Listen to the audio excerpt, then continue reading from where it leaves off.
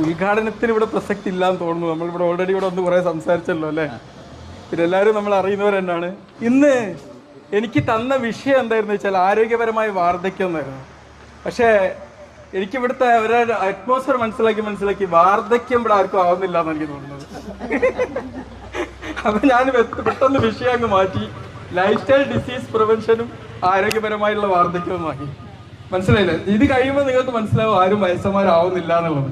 ഇത് ഞാൻ ഒരുപാട് ഫോളോ ചെയ്യുന്ന കുറെ അധ്യാപകന്മാരുണ്ട്. അതിൽ ഫസ്റ്റ് എൻ്റെ ഉപ്പ തന്നെയാണ് എൻ്റെ ഏറ്റവും ഇഷ്ടപ്പെട്ട അധ്യാപകൻ. കാരണം ഒരു ക്ലാസ്സേ എനിക്ക് എടുത്തിട്ടുള്ളൂ. ആ ക്ലാസ് ഞാൻ അവിടെ ഇരുന്ന് ക്ലാസ് തീരാന്നിരുന്ന് വാപിച്ചേന്ന് പറഞ്ഞ് മടി പോയിരുന്നോണ്ട് പിന്നെ ഉപ്പ വേറെ ക്ലാസ്സിലേക്ക് മാറി. പക്ഷെ ആ ഒരു ക്ലാസ് ഉണ്ടല്ലോ, ആ ഒരു ക്ലാസ് അത് എൻ്റെ ജീവിതത്തിൽ ഒരുപാട് സ്വാധീനിച്ചിട്ടുണ്ട്.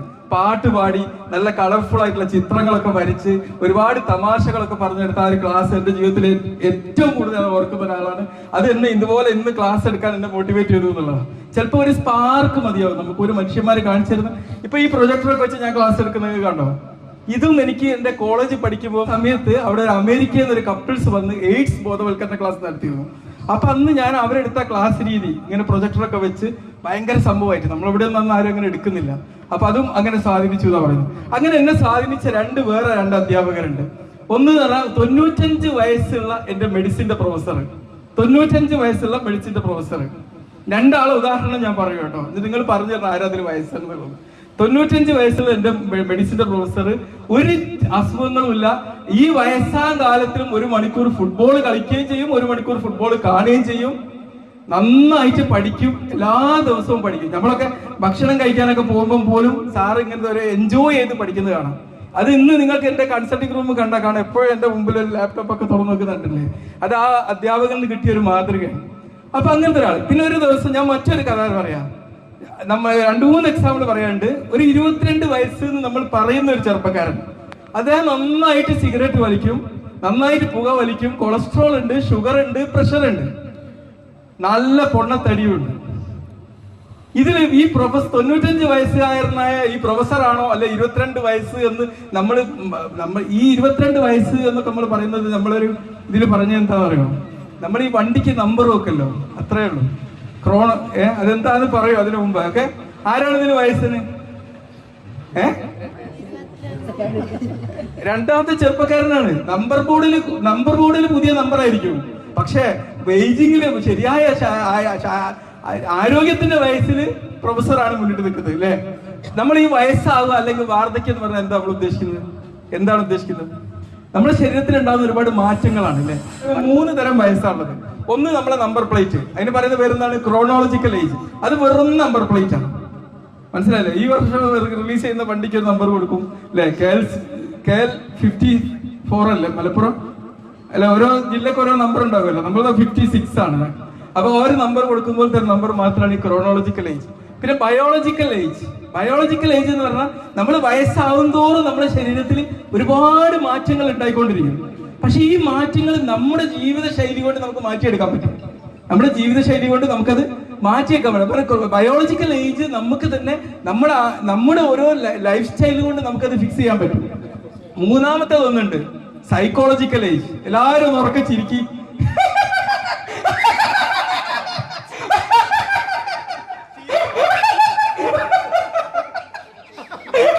എന്താ ചിരിക്കാതെ? ഈ ചിരിക്കുമ്പോൾ നമ്മളിൽ പ്രൊഡ്യൂസ് ചെയ്യുന്ന ഒരുപാട് ഹോർമോണുകളില്ലേ. നമുക്ക് നമ്മളിലുള്ള ഒരു വിശ്വാസം, നമ്മൾ ആരാണ് എന്നുള്ള വിശ്വാസം, നമ്മൾ ഈ ഒരു നിമിഷത്തിൽ നമ്മൾ ജീവിക്കുന്നു എന്ന് നമ്മൾ തിരിച്ചറിഞ്ഞിട്ട് ജീവിതം എന്ത് പ്രശ്നവും പ്രതിസന്ധിയൊക്കെ അതിനെ വയ്ക്കുന്ന നടന്നോട്ടെ, അതൊന്നും നമ്മുടെ ലൈഫിന്റെ സ്വസ്ഥത നഷ്ടപ്പെടുത്താനോ ആരോഗ്യം നഷ്ടപ്പെടുത്താനോ ഒരു കാരണവുമാക്കാതെ ജീവിക്കുന്ന നമ്മൾ തന്നെ ഫിക്സ് ചെയ്യുന്ന ഒരു ഏജ്, അതാണ് സൈക്കോളജിക്കൽ ഏജ് എന്ന് പറയുന്നത്. ഇനി ഈ സൈക്കോളജിക്കൽ ഏജ് ഒക്കെ നോക്കാൻ പറ്റുന്ന ഒരുപാട് ഇതുണ്ട്. ACVD റിസ്ക് എന്ന് പറയും. നമുക്ക് ഈ ബയോളജിക്കൽ ഏജ് എത്രയാണ്, ക്രോണോളജിക്കൽ നമ്പർ പ്ലേറ്റ് നമ്മൾ പറയേണ്ട കാര്യമില്ലല്ലോ. ഇപ്പൊ നമ്മൾ എന്ത് ചെയ്യും, ACVD സ്കോറിൽ നമ്മൾ നോക്കിക്കഴിഞ്ഞാൽ നമുക്ക് മനസ്സിലാവും. അതിന് നമ്മൾ 8 കൊടുത്താൽ മതി. നമ്മുടെ ബ്ലഡ് പ്രഷറിന്റെ അളവ് എത്രയാണ്, നമ്മുടെ കൊളസ്ട്രോളിന്റെ അത്ര, HDL കൊളസ്ട്രോളിന്റെ അളവ് എത്രയാണ്, LDL കൊളസ്ട്രോളിന്റെ അളവ് എത്രയാണ്, ഷുഗറിന്റെ അളവ് എത്രയാണ്, നമ്മളെ വെയിറ്റ് എത്രയാണ്, ഹൈറ്റ് എത്രയാണ്, ഇതെല്ലാം കൂടി ഇട്ട് കഴിയുമ്പോൾ നമുക്കൊരു ഏജ് കിട്ടും. ആ ഏജ് ആണ് നമ്മുടെ റിയൽ ആയിട്ടുള്ള ബയോളജിക്കൽ ഏജ്. ഈ ബയോളജിക്കൽ ഏജ് നമുക്ക് മാറ്റിയെടുക്കാൻ പറ്റും. നമ്പർ പ്ലേറ്റ് മാറ്റാൻ പറ്റൂല, ആ രജിസ്ട്രേഷൻ നമുക്ക് മാറ്റാൻ പറ്റൂല അല്ലെ. മറ്റൊരു ഏജ് ഉണ്ട്, അത് ഞാൻ പറഞ്ഞുതരാം. എന്താ നമ്മുടെ ഒരു കോശം വിഭജിച്ചാൽ എന്താണ് കിട്ടുക? ഒരു എനർജിയാണ്. എനർജി അല്ലേ? എനർജി എന്ന് പറഞ്ഞാൽ എന്താണ്? നമ്മൾ ബേസിക്കലി നമ്മളെല്ലാവരെയും ഒന്ന് ഡിവൈഡ് ചെയ്ത് കഴിഞ്ഞാൽ നമ്മളൊക്കെ എനർജിയാണ്. ഒരു എംപ്റ്റിനെസ് എന്ന് വേണമെങ്കിൽ പറയാം. എനർജി വളരെ പവർഫുൾ ആയിട്ടുള്ള ഒരു എംപ്റ്റിനെസ് ആണ് ഈ എനർജി എന്ന് പറഞ്ഞാൽ. അല്ലേ? മനസ്സിലായില്ലേ? ഈ ഒരു എനർജി ഇപ്പൊ ഞാനിവിടെ നിൽക്കുമ്പോൾ എന്നിലൊരു എനർജി ഉണ്ടാവും. നാം ചിരിക്കുമ്പോൾ നമ്മളൊരു എനർജി പ്രൊഡ്യൂസ് ചെയ്യും. അല്ലെ? നമ്മള് ഈ ഒരു അന്തരീക്ഷത്തിൽ ഒരു എനർജി ഉണ്ട്. അല്ലെ? ഓക്സിജനും ഇതെല്ലാം നിന്നുകൊണ്ടുള്ള ഒരു ഹൈ എനർജി ഉണ്ട്. ഇപ്പൊ നിങ്ങളൊന്ന് നല്ല ചിരിച്ച് സന്തോഷത്തോടെ മുന്നോട്ട് പോയി കഴിഞ്ഞാൽ ഇപ്പോഴത്തെ മനുഷ്യൻ കരിയാണെങ്കിലും അവരും ചിരിക്കും. അതൊരു എനർജി ട്രാൻസ്ഫർ ആണ് അവിടെ നടക്കുന്നത്. ചക്ര സിസ്റ്റം എല്ലാവരും കേട്ടിട്ടില്ലേ? ചക്രാസ്, നമ്മൾ 7 ചക്രാസും അതിലേറെ ചക്രാസും ഉണ്ടെന്ന് പറയുന്നത്.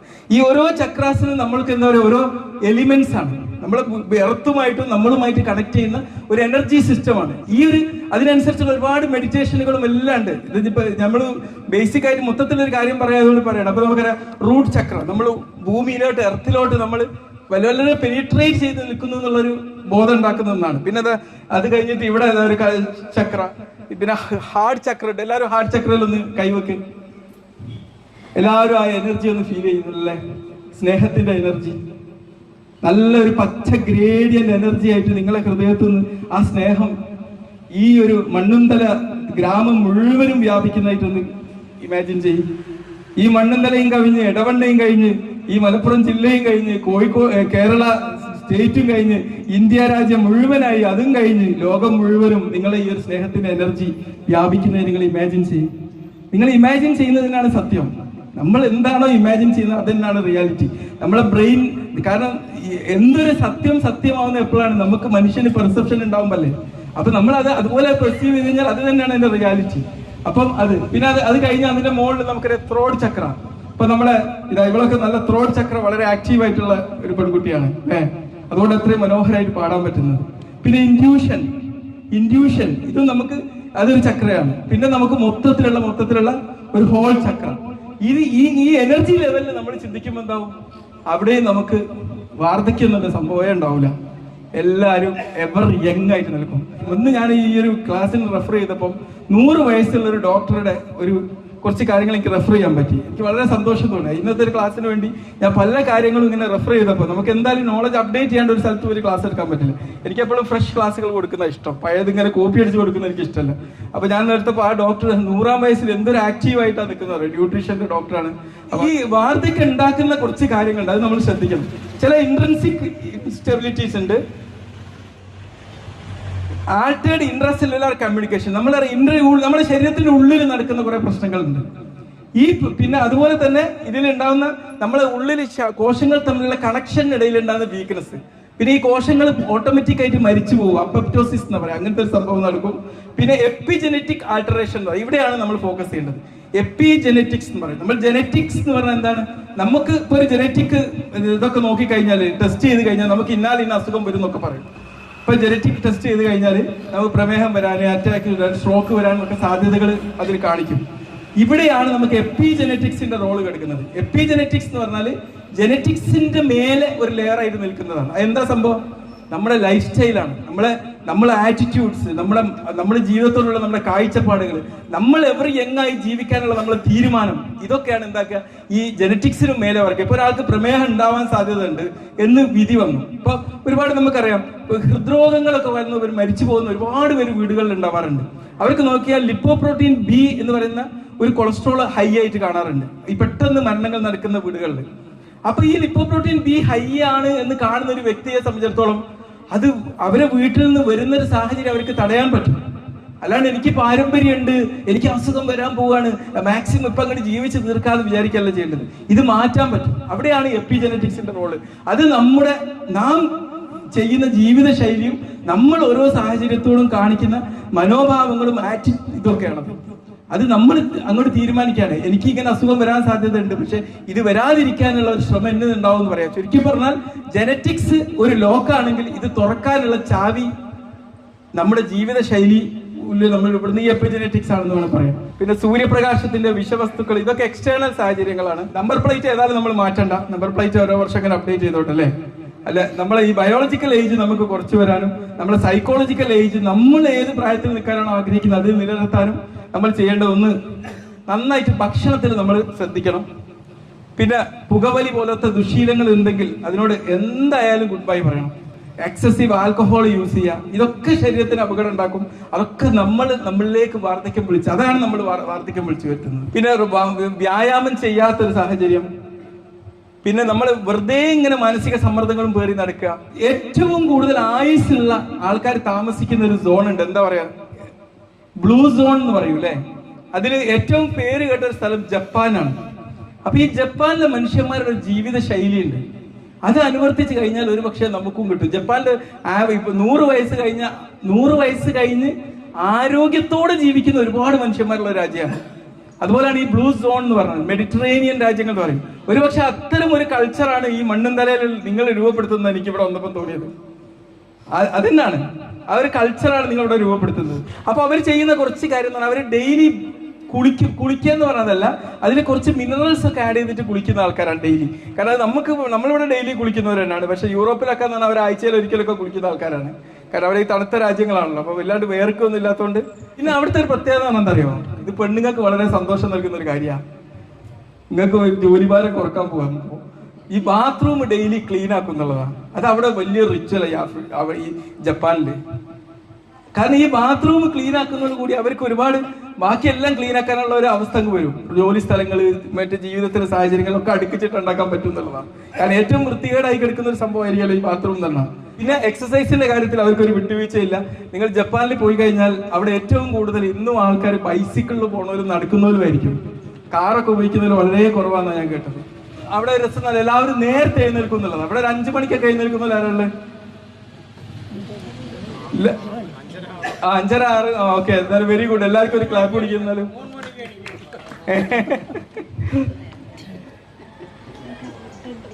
പിന്നെ അവര് കുടിക്കുന്ന ഒരു ടോഫോ അങ്ങനെ എന്താ പറഞ്ഞ ഒരു പാനീയം, ഒരു സംഭവങ്ങളൊക്കെ അവര് കഴിക്കുന്നുണ്ട് ഇപ്പോഴും.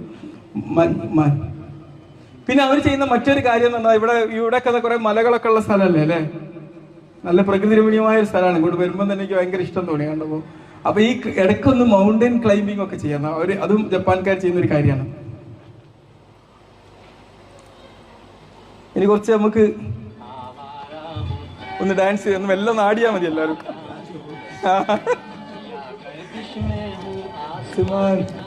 നീ പാടുന്നോ?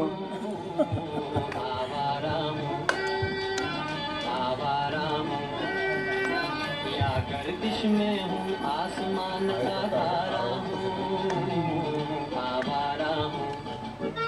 मेरा जूता है जापानी, ये पतलून इंग्लिस्तानी, सर पे लाल टोपी रूसी, फिर भी दिल है हिंदुस्तानी। ഇവിടെ വേറെ ഗായകനുണ്ട് കേട്ടോ, നമ്മളെ ആരോഗ്യ കുട്ടികളുണ്ട്. മാഷ് ജി മാഷ് നല്ല ഗായകനാണ്. ഇനി നമ്മൾ ഡാൻസ് ചെയ്യാൻ പോവാട്ടോ. ഡാൻസ് അല്ല, നമ്മൾ ഈ കുത്തിയിരുന്ന് നമ്മളിപ്പോൾ 1 മണിക്കൂർ തുടർച്ചയായിട്ട് ഇരുന്നാൽ നമ്മൾ ആരോഗ്യത്തിന് സഫർ ചെയ്യും. ഒരു സിഗരറ്റ് വലിക്കുന്നത് തുല്യം 1 മണിക്കൂർ തുടർച്ചയായിട്ട് ഇരുന്നാൽ. നിങ്ങൾ അങ്ങനത്തെ ഒരു ലാബിൽ നിങ്ങൾക്ക് വരണമെന്ന് ആഗ്രഹിക്കുന്നുണ്ടോ? ഇല്ലല്ലോ. എന്നാൽ നമ്മൾ ഇരുന്നുകൊണ്ട് തന്നെ ചെയ്യാൻ പറ്റുന്ന കുറച്ച് എല്ലാവരും ഇങ്ങനെ തിരുന്നിട്ട് വരി. കാലിങ്ങനെ പൊക്കുക, പൊക്കുന്നില്ല.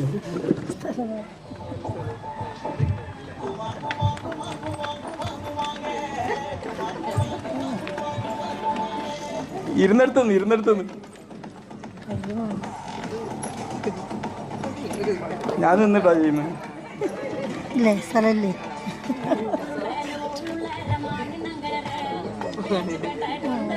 കയ്യും വേണോ?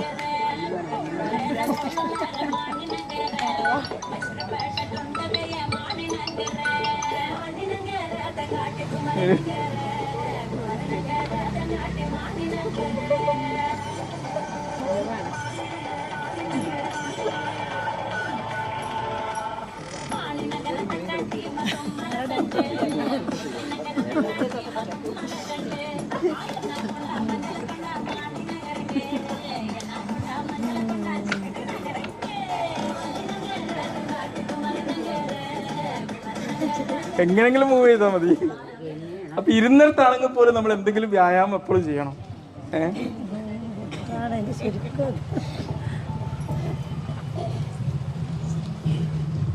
ഈ പ്രായമാകുമ്പോൾ ഉണ്ടാകുന്ന കുറച്ച് ആരോഗ്യ പ്രശ്നങ്ങൾ പറയാണ്. ചിലപ്പോൾ നമുക്ക് മൂത്രത്തിനൊക്കെ വല്ലാത്ത ഒരു ശങ്കകൾ, പെട്ടെന്ന് മൂത്രമൊഴിച്ച് പോകുന്ന അങ്ങനത്തെ സംഭവങ്ങൾ ഇതൊക്കെ ഉണ്ടാവും. പിന്നെ മെയിനായിട്ട് ഇങ്ങനെ മൂവ്മെന്റിൽ ഉണ്ടാകുന്ന പ്രശ്നങ്ങൾ ഉണ്ടാവും. പിന്നെ ഇൻസ്റ്റെബിലിറ്റി എന്ന് പറയും, ചിലപ്പോൾ നമുക്ക് പെട്ടെന്ന് ഒന്ന് തലക്കറക്കം വീണ് പോകുന്ന അവസ്ഥകൾ. പിന്നെ ഈ ചിലപ്പോൾ ഇന്റലക്ച്വൽ ഇമ്പയർമെന്റ്, നമ്മളെ ഓർമ്മക്കുറവിലൊക്കെ ഉണ്ടാകുന്ന പ്രശ്നങ്ങൾ ഉണ്ടാവും. പിന്നെ അയാട്രോജനിക് ഡിസീസ് എന്ന് പറയും, പറഞ്ഞാൽ ചിലപ്പോൾ മരുന്നുകൾ ഒരുപാട് കഴിക്കും പ്രായം കൂടുമ്പോണ്ടാകുമ്പോൾ, അതുകൊണ്ടുണ്ടാകുന്ന പ്രശ്നങ്ങൾ ഉണ്ടാവാം. പിന്നെ ഇൻഫെക്ഷനുകൾ, പിന്നെ ഡിമെൻഷ്യ എന്ന് പറയും, അൾജിമേഴ്സ് ഡിമെൻഷ്യ. ഇതൊക്കെ നമുക്ക് നമ്മുടെ ലൈഫ് സ്റ്റൈൽ കൊണ്ട് മാറ്റാൻ പറ്റുന്നതേ ഉള്ളൂ. ഈ ഡിമെൻഷ്യ വരാനുള്ള സാധ്യതകൾ ഇതൊക്കെ നമുക്ക് തടയാൻ പറ്റാവുന്നതേ ഉള്ളൂ. തീർച്ചയായിട്ടും എല്ലാവരും കാത്തിരിക്കുന്നത് ലൈഫ് സ്റ്റൈൽ ഡിസീസുകളാണ്. എനിക്ക് പറയാൻ ഏറ്റവും ഇഷ്ടമുള്ളതാണ്. പലപ്പോഴും എന്നെ എപ്പോഴും പകർച്ചവ്യാധികളൊക്കെ പറയാനാണ് വിളിക്കാറുള്ളത്. അത് ഭയങ്കര ബോറ് ക്ലാസ് ആയിരിക്കും. ഈ ഡെങ്കിപ്പനി, എലിപ്പനി, പൂച്ചപ്പനിയൊക്കെ പറയുമ്പോൾ ഡോക്ടർമാർക്ക് ക്ലാസ് എടുക്കാനും താല്പര്യം ഉണ്ടാവില്ല. ലൈഫ് സ്റ്റൈൽ ഡിസീസ് എന്ന് പറഞ്ഞാൽ നമ്മൾ മനസ്സിലാക്കണം, നമ്മുടെ ജീവിത ശൈലി നമ്മുടെ വില്ലനാവുന്നൊരവസ്ഥയാണ്. ഈ വില്ലനാവുക എന്ന് പറഞ്ഞാൽ നമ്മൾ മനസ്സിലാക്കേണ്ടത് എന്താണെന്നറിയോ? നമ്മൾ എന്താണ് ഈ ശ്വസിക്കുന്നത്? നമ്മൾ ഒരു ദീർഘശ്വാസം ഉള്ളവരോട് എടുക്കുമ്പോൾ ഓക്സിജൻ ആണ് അല്ലേ? ഈ ഓക്സിജൻ സപ്ലൈയിലാണ് നമുക്ക്, ഓക്സിജൻ സപ്ലൈയിലും ഈ ബ്രീത്തിങ്ങിനെയാണ് ഇത് വല്ലാണ്ട് ബാധിക്കുക. നമുക്കറിയാം, ഇപ്പോൾ ഒരു ഹൃദയത്തിന്റെ ആരോഗ്യത്തിന് മോശമുള്ള ഒരാൾ നടന്നു കൊണ്ടാൽ നമുക്ക് മനസ്സിലാവും, കിതച്ചിട്ട് പോകുന്നതാണ് അല്ലേ? ബ്രീത്തിങ് നമ്മുടെ അടിസ്ഥാനം ആയിട്ടുള്ള ഓക്സിജൻ സപ്ലൈനെയും നമ്മുടെ ശ്വാസത്തിനെയാണ് ഏറ്റവും കൂടുതൽ ജീവിതശൈലി രോഗങ്ങൾ ബാധിക്കാം. ഒന്ന് ആലോചിച്ച് നോക്കണം. നമ്മൾ ഈ ലക്ഷറി ലൈഫ് സ്റ്റൈല്, അധ്വാനമില്ലാത്ത വാരി വലിച്ച് തിന്നുക, ഇങ്ങനത്തെ എല്ലാ കാര്യങ്ങളും ചെയ്തിട്ട് എന്താ ചെയ്യുന്നത്? നമ്മുടെ ബേസിക്, നമ്മുടെ ലൈഫിന്റെ അടിസ്ഥാന കാര്യത്തിലാണ് നമ്മൾ കയറി പ്രശ്നം ഉണ്ടാക്കുന്നത്.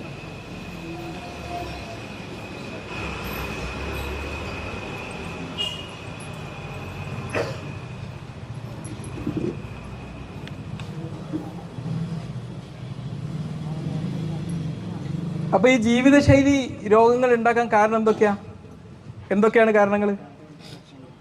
ഒന്ന് നമ്മളെ ഭക്ഷണക്രമം അല്ലേ, പിന്നെ ഒരുപാട് ലഹരി വസ്തുക്കൾ ഇങ്ങനത്തതൊക്കെ ഉപയോഗിക്കുക, പിന്നെ വ്യായാമമില്ലാത്തൊരവസ്ഥ അല്ലേ, പിന്നെ പല രീതിയിൽ നമുക്ക് വാരി വലിച്ച് നമുക്കൊരു ദിവസം എത്ര ഭക്ഷണം കഴിക്കാവുന്നുണ്ട്, എത്ര കലോറിയെ നമ്മുടെ ഉള്ളിൽ എത്താവുന്നുണ്ട്. ഇപ്പം നിങ്ങളെ വീട്ടിലൊക്കെ ഒരു മീൻ വളർത്തുന്നവരുണ്ടാവോ? അക്വേറിയൊക്കെ ഉണ്ടല്ലേ? അതിന് കൂടുതൽ ഭക്ഷണം കഴിച്ചാൽ എന്തായിരിക്കും അവസ്ഥ? ഇത് നമുക്കും ബാധകമാണ്. നമ്മൾ പക്ഷെ ശ്രദ്ധിക്കാറില്ല ഒരിക്കലും. നമ്മളിപ്പോൾ ഒരു ഉദാഹരണത്തിന്, നമ്മൾ ചെറിയ ഭക്ഷണത്തിലൊക്കെ ഉള്ള വലിയ വില്ലന്മാരെ നമ്മൾ തിരിച്ചറിയില്ല. ഇപ്പം നിങ്ങൾ 100 ഗ്രാം ഹലുവ കഴിക്കുകയാണെങ്കിൽ നിങ്ങളുടെ ശരീരത്തിൽ എത്ര കലോറി എത്തുമെന്ന് അറിയോ? എത്ര കലോറി എത്തുമെന്ന് അറിയോ? 100 ഗ്രാം കഴിച്ചാൽ ഏതാണ്ട് 650 കലോറി ഊർജ്ജത്തി. നമ്മളെ വല്ലാണ്ട് അധ്വാനം അല്ലാത്തൊരു മനുഷ്യനൊരു ദിവസം കഴിക്കേണ്ട ഭക്ഷണം എത്രയാണെന്നറിയോ? 2100 കലോറി മതി. 600 കലോറി, 650 കലോറി അങ്ങനെ തന്നെ എത്തി. മനസ്സിലായില്ലേ? നമ്മൾ ശ്രദ്ധിക്കുന്നില്ല. ചെറിയ ഭക്ഷണത്തിലെ വില്ലന്മാരെ നമ്മൾ മനസ്സിലാക്കില്ല. ഇപ്പം ചിലപ്പോൾ ഇപ്പം ചില ആൾക്കാരൊക്കെ കാണാം, ഈ ബദാമൊക്കെ ഇഷ്ടംപോലെ അങ്ങോട്ട് കഴിക്കും. ആരോഗ്യമുള്ള ഭക്ഷണം തന്നെയാണ്, ഒരു ചെറിയ ലിമിറ്റിൽ അതൊക്കെ പറ്റുള്ളൂ. ഒരു 50 ഗ്രാമിലേറെ ഒന്നും ബദാം കഴിച്ചാൽ അത് നേരെ ഡേഞ്ചർ ആവുക ചെയ്യാം. ചിലവരൊക്കെ അല്ലേ ബദാമൊക്കെ ഇങ്ങനെ വാരി കഴിച്ച് ഇങ്ങനെ തിന്നവരുണ്ട്. അതിൽ എത്ര കലോറി ഉണ്ട് നമ്മൾ ശ്രദ്ധിക്കില്ല. അതേസമയം നിങ്ങൾ 100 ഗ്രാം കക്കരിക്കാണ് കഴിക്കുന്നെങ്കിലോ വെറും 20 കലോറിയേ എത്തുള്ളൂ. വെറും 20 കലോറിയേ എത്തുള്ളൂ. ഇപ്പം നിങ്ങൾ ഒരു 100 ഗ്രാം ആപ്പിളാണ് കഴിക്കുന്നെങ്കിൽ വെറും 50 കലോറിയേ എത്തുള്ളൂ. 100 ഗ്രാം നേന്ത്രപ്പഴമാണെങ്കിൽ 100 കലോറി എത്തും. അപ്പോൾ ഈ കലോറി നമ്മൾ നോക്കൂല. നമ്മൾ ചെറിയ ഭക്ഷണമല്ലേ, നമ്മൾ സ്നാക്സ് അല്ലേ. ഇപ്പം നമ്മളിപ്പോൾ ഉദാഹരണത്തിന് നമ്മളിപ്പോൾ ഒരു നൂഡിൽസ് ഒരു പാക്ക് കഴിച്ചാൽ നമുക്കതൊരു നേരത്തെ ഭക്ഷണമായി തോന്നില്ല. നമുക്ക് നമ്മളെ ചോറും ഇതും തന്നെ കിട്ടണം, സദ്യയും തന്നെ കിട്ടണം. ഒരു സദ്യയിൽ 2600 കലോറി ഉണ്ട്. പണ്ടൊക്കെ കാരണവന്മാർ പറയില്ല, ഓണസദ്യ കൊണ്ട് വന്ന് വേറൊന്നും കഴിക്കരുതെന്ന് പറയും. സത്യമാണത്. കാരണം വേറൊന്നും കഴിക്കാൻ അതിൽ സ്പേസ് ഇല്ല. ആ 2600 ഒരു ദിവസത്തേക്ക് വേണ്ട കലോറി അതിലുണ്ട്. മനസ്സിലായില്ലേ? പക്ഷെ നമ്മൾ സാധാരണ അങ്ങനെയല്ല ചെയ്യുക. നമ്മൾ ബിരിയാണിയിൽ 2600 2800 ഒക്കെ ഉണ്ടാവും, 3000 വരെയൊക്കെ ഉണ്ടാവും ചിലപ്പോൾ ഓവർ കഴിക്കുമ്പോൾ. അതാണ് ആവശ്യത്തിന് കഴിച്ചാൽ മതി. നമ്മൾ ചോറ് ഓവറാണ് കഴിക്കുന്നത്, ബിരിയാണി ഇതൊക്കെ ഓവർ. അപ്പോൾ ഒരു യൂറോപ്യൻസ് ഒക്കെ കഴിക്കുന്ന ഭക്ഷണം കണ്ടിട്ടില്ലേ? നമ്മളെ ഒരു നേരത്തെ ചോറ് അവർക്ക് ഒരു 10 ആൾക്ക് കഴിക്കാൻ പറ്റും. ചെറിയ അളവിലാണ് കഴിക്കുന്നത്. നമ്മൾ ഫ്രൂട്ട്സും വെജിറ്റബിൾസും ആണ് നമ്മൾ മെയിനായിട്ട് കാണേണ്ടത്. പക്ഷെ നമുക്കത് മെയിൻ ഫ്രൂട്ട്സ് വെജിറ്റബിൾസ് അല്ല. നമുക്ക് ഈ കാർബോഹൈഡ്രേറ്റ് ഇറങ്ങിയിട്ടുള്ള ഈ ചോറ്, പിന്നെ ഇത് പൊരിച്ച സാധനങ്ങൾ, ഇതൊക്കെയാണ് നമ്മൾ മെയിൻ. ഫ്രൂട്ട്സും വെജിറ്റബിൾസും മെയിൻ ഭക്ഷണമാക്കിയ ആൾക്കാർ എത്ര ഉണ്ട്? നിങ്ങൾ കയ്യുടെ പകുതി പൊക്കുന്നത് അല്ല, അതാണ് ശരിക്കും നമ്മൾ ഡിഷ് ആവേണ്ടത്. അതിന്റെ കൂടെ സൈഡ് ഡിഷാണ് മറ്റേതാവേണ്ടത്. തല തിരിച്ചാണ് നമുക്കത്. അവിടെയാണ് നമ്മൾ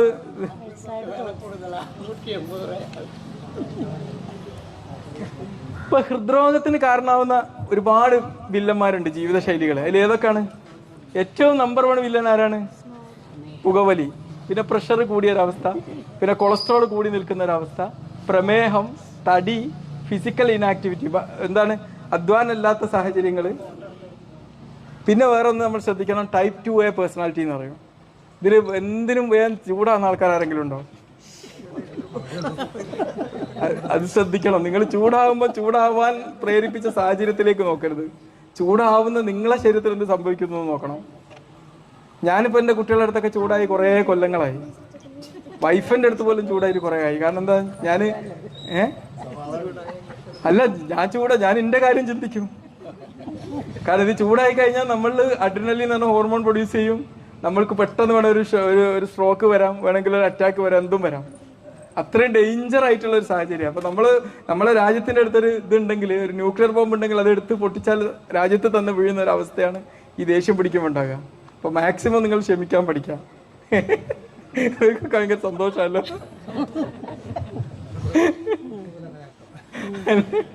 അല്ല, അത് നമ്മള് ചൂടാവാൻ പ്രേരിപ്പിച്ച സാഹചര്യത്തേക്ക് നോക്കരുത്. പ്രത്യേകിച്ച് നമുക്ക് ഇപ്പൊ എത്രയോ ആൾക്കാർ സ്വത്ത് തർക്കങ്ങളൊക്കെ നടക്കുമ്പോൾ അറ്റാക്ക് ആയിട്ട് മരിച്ച എത്രയോ ആൾക്കാർ എനിക്കറിയാം. ഈ എലിപ്പനീന്റെ സീസണിൽ ഈ കാരക്കുന്ന് ഭാഗത്ത് 2-3 മരണങ്ങൾ ശരിക്ക് എലിപ്പനി കൊണ്ടല്ല, ഇതിനെക്കുറിച്ച് പേടിച്ചിട്ട്. ഡെങ്കിപ്പനി എലിപ്പനി കൂടി ഉണ്ടായിരുന്ന ഒരു സമയം ഉണ്ടായിരുന്നു, 5-8 വർഷം മുമ്പ്. അന്ന് ഈ ഏരിയയിൽ ഒരുപാട് മരണങ്ങൾ ഉണ്ടായിട്ടുണ്ട്. അതിൽ നല്ലൊരു ശതമാനം മരണം ഇതിന്റെ സ്ട്രെസ് ആലോചിച്ചിട്ട്, ഈ മരിച്ച വീട്ടിലൊക്കെ സന്ദർശിച്ചിട്ടൊക്കെ മരിച്ചല്ല കൂടുതലും. അതെന്താ, ഈ സമ്മർദ്ദങ്ങൾ അത്രയും റിസ്ക് ആണ് നമ്മൾ ഈ ടൈപ്പ് A പേഴ്സണാലിറ്റി എന്ന് പറഞ്ഞാൽ. അത് നമ്മൾ മാറ്റിയെടുക്കണം. എന്നാലേ നമുക്ക് ഈ ബയോളജിക്കൽ ഏജ് എന്നും ആരോഗ്യപരമായ രീതിയിലും നമ്മുടെ സൈക്കോളജിക്കൽ ഏജ് നമ്മൾ ഫിക്സ് ചെയ്ത പ്രായത്തിൽ നമുക്ക് നിർത്താൻ പറ്റും.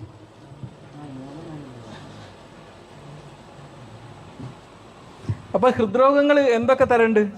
ഒന്ന് എന്ന് പറഞ്ഞാൽ നമുക്കറിയാം, ഹാർട്ട് അറ്റാക്ക് നമ്മൾ കേട്ടിട്ടുണ്ട്. അതെന്താ സംഭവം?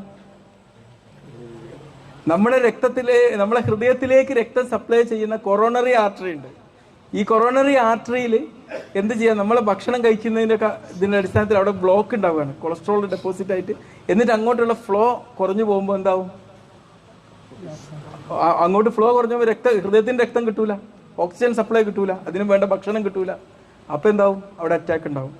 പിന്നെ അതിനെപോലെ തന്നെ ആതെറോസ്ക്ലെറോസിസ് എന്ന് പറയും. അതെന്താണ്? ഈ ബ്ലോക്ക് ഫോം ചെയ്യുന്നതിനാണ് ആതെറോസ്ക്ലെറോസിസ് എന്ന് പറയുന്നത്. ഇത് നമ്മൾ ഭക്ഷണത്തിലൊക്കെ കൺട്രോൾ ചെയ്ത് കഴിഞ്ഞാൽ നമുക്കത് വരുന്നത് ഒഴിവാക്കാം. പിന്നെ ബ്ലഡ് പ്രഷർ എന്ന് പറഞ്ഞാൽ എന്താ സംഭവം? ബ്ലഡ് പ്രഷർ എന്ന് പറഞ്ഞാൽ നമ്മളെപ്പോഴും ആലോചിക്കണം, എന്താണ് നമ്മളിപ്പം സുനാമി, ഒരു കടലിൽ സുനാമി അടിക്കുമ്പോൾ വെള്ളത്തിന്റെ പോക്ക് എങ്ങനെ ആയിരിക്കും, അല്ല ഒരു പ്രളയം ഉണ്ടാകുമ്പോൾ എങ്ങനെ ആയിരിക്കും? വളരെ ശക്തമായിട്ടായിരിക്കും. ഈ ബ്ലഡ് പ്രഷർ കൂടുകയെന്ന് പറഞ്ഞാൽ അതാണ്. നമ്മൾ ഇവിടെ ഇങ്ങനെ കഫൊക്കെ ചുറ്റി ഇത് കിട്ടുമ്പം ഈ രക്തം ഇങ്ങനെ ഒഴുകുമ്പം അത് നമ്മളെ രക്തക്കുഴലുകളിൽ ചെലുത്തുന്ന സമ്മർദ്ദമാണ് റെക്കോർഡ് ചെയ്യുന്നത്. അപ്പോൾ ഇത് ഹൈ സമ്മർദ്ദത്തിൽ പോവുകയാണ്. ഈ ഹൈ സമ്മർദ്ദത്തിൽ പോകുമ്പം എന്ത് അപകടങ്ങളും ഉണ്ടാവാനുള്ള ഒരു സാധ്യത ഉണ്ട്. ഉള്ളവർ പേടിക്കൊന്നും വേണ്ട, അത് നമുക്ക് കുറക്കാവുന്നതേ ഉള്ളൂ. പിന്നെ ഇതിലിപ്പോൾ ആതെറോസ്ക്ലെറോസിസ് എന്ന് പറഞ്ഞൊരു അവസ്ഥ ഉണ്ടോ? ഇത് രക്തക്കുഴലാണ്, അവിടെ ബ്ലോക്ക് ഉണ്ടായത് കണ്ടില്ലേ, ഇങ്ങനെ ആയി നിൽക്കുകയാണ്. അപ്പം അങ്ങോട്ട് പോകാൻ ഭയങ്കര ബുദ്ധിമുട്ട്. ഇതാണ് നമ്മൾ പറയൽ 90% ബ്ലോക്ക്, 10% ബ്ലോക്ക്, 30% എന്നൊക്കെ പറയാറുണ്ടല്ലോ. ഇതതിൻ്റെ ഒരു ഇതാണ്.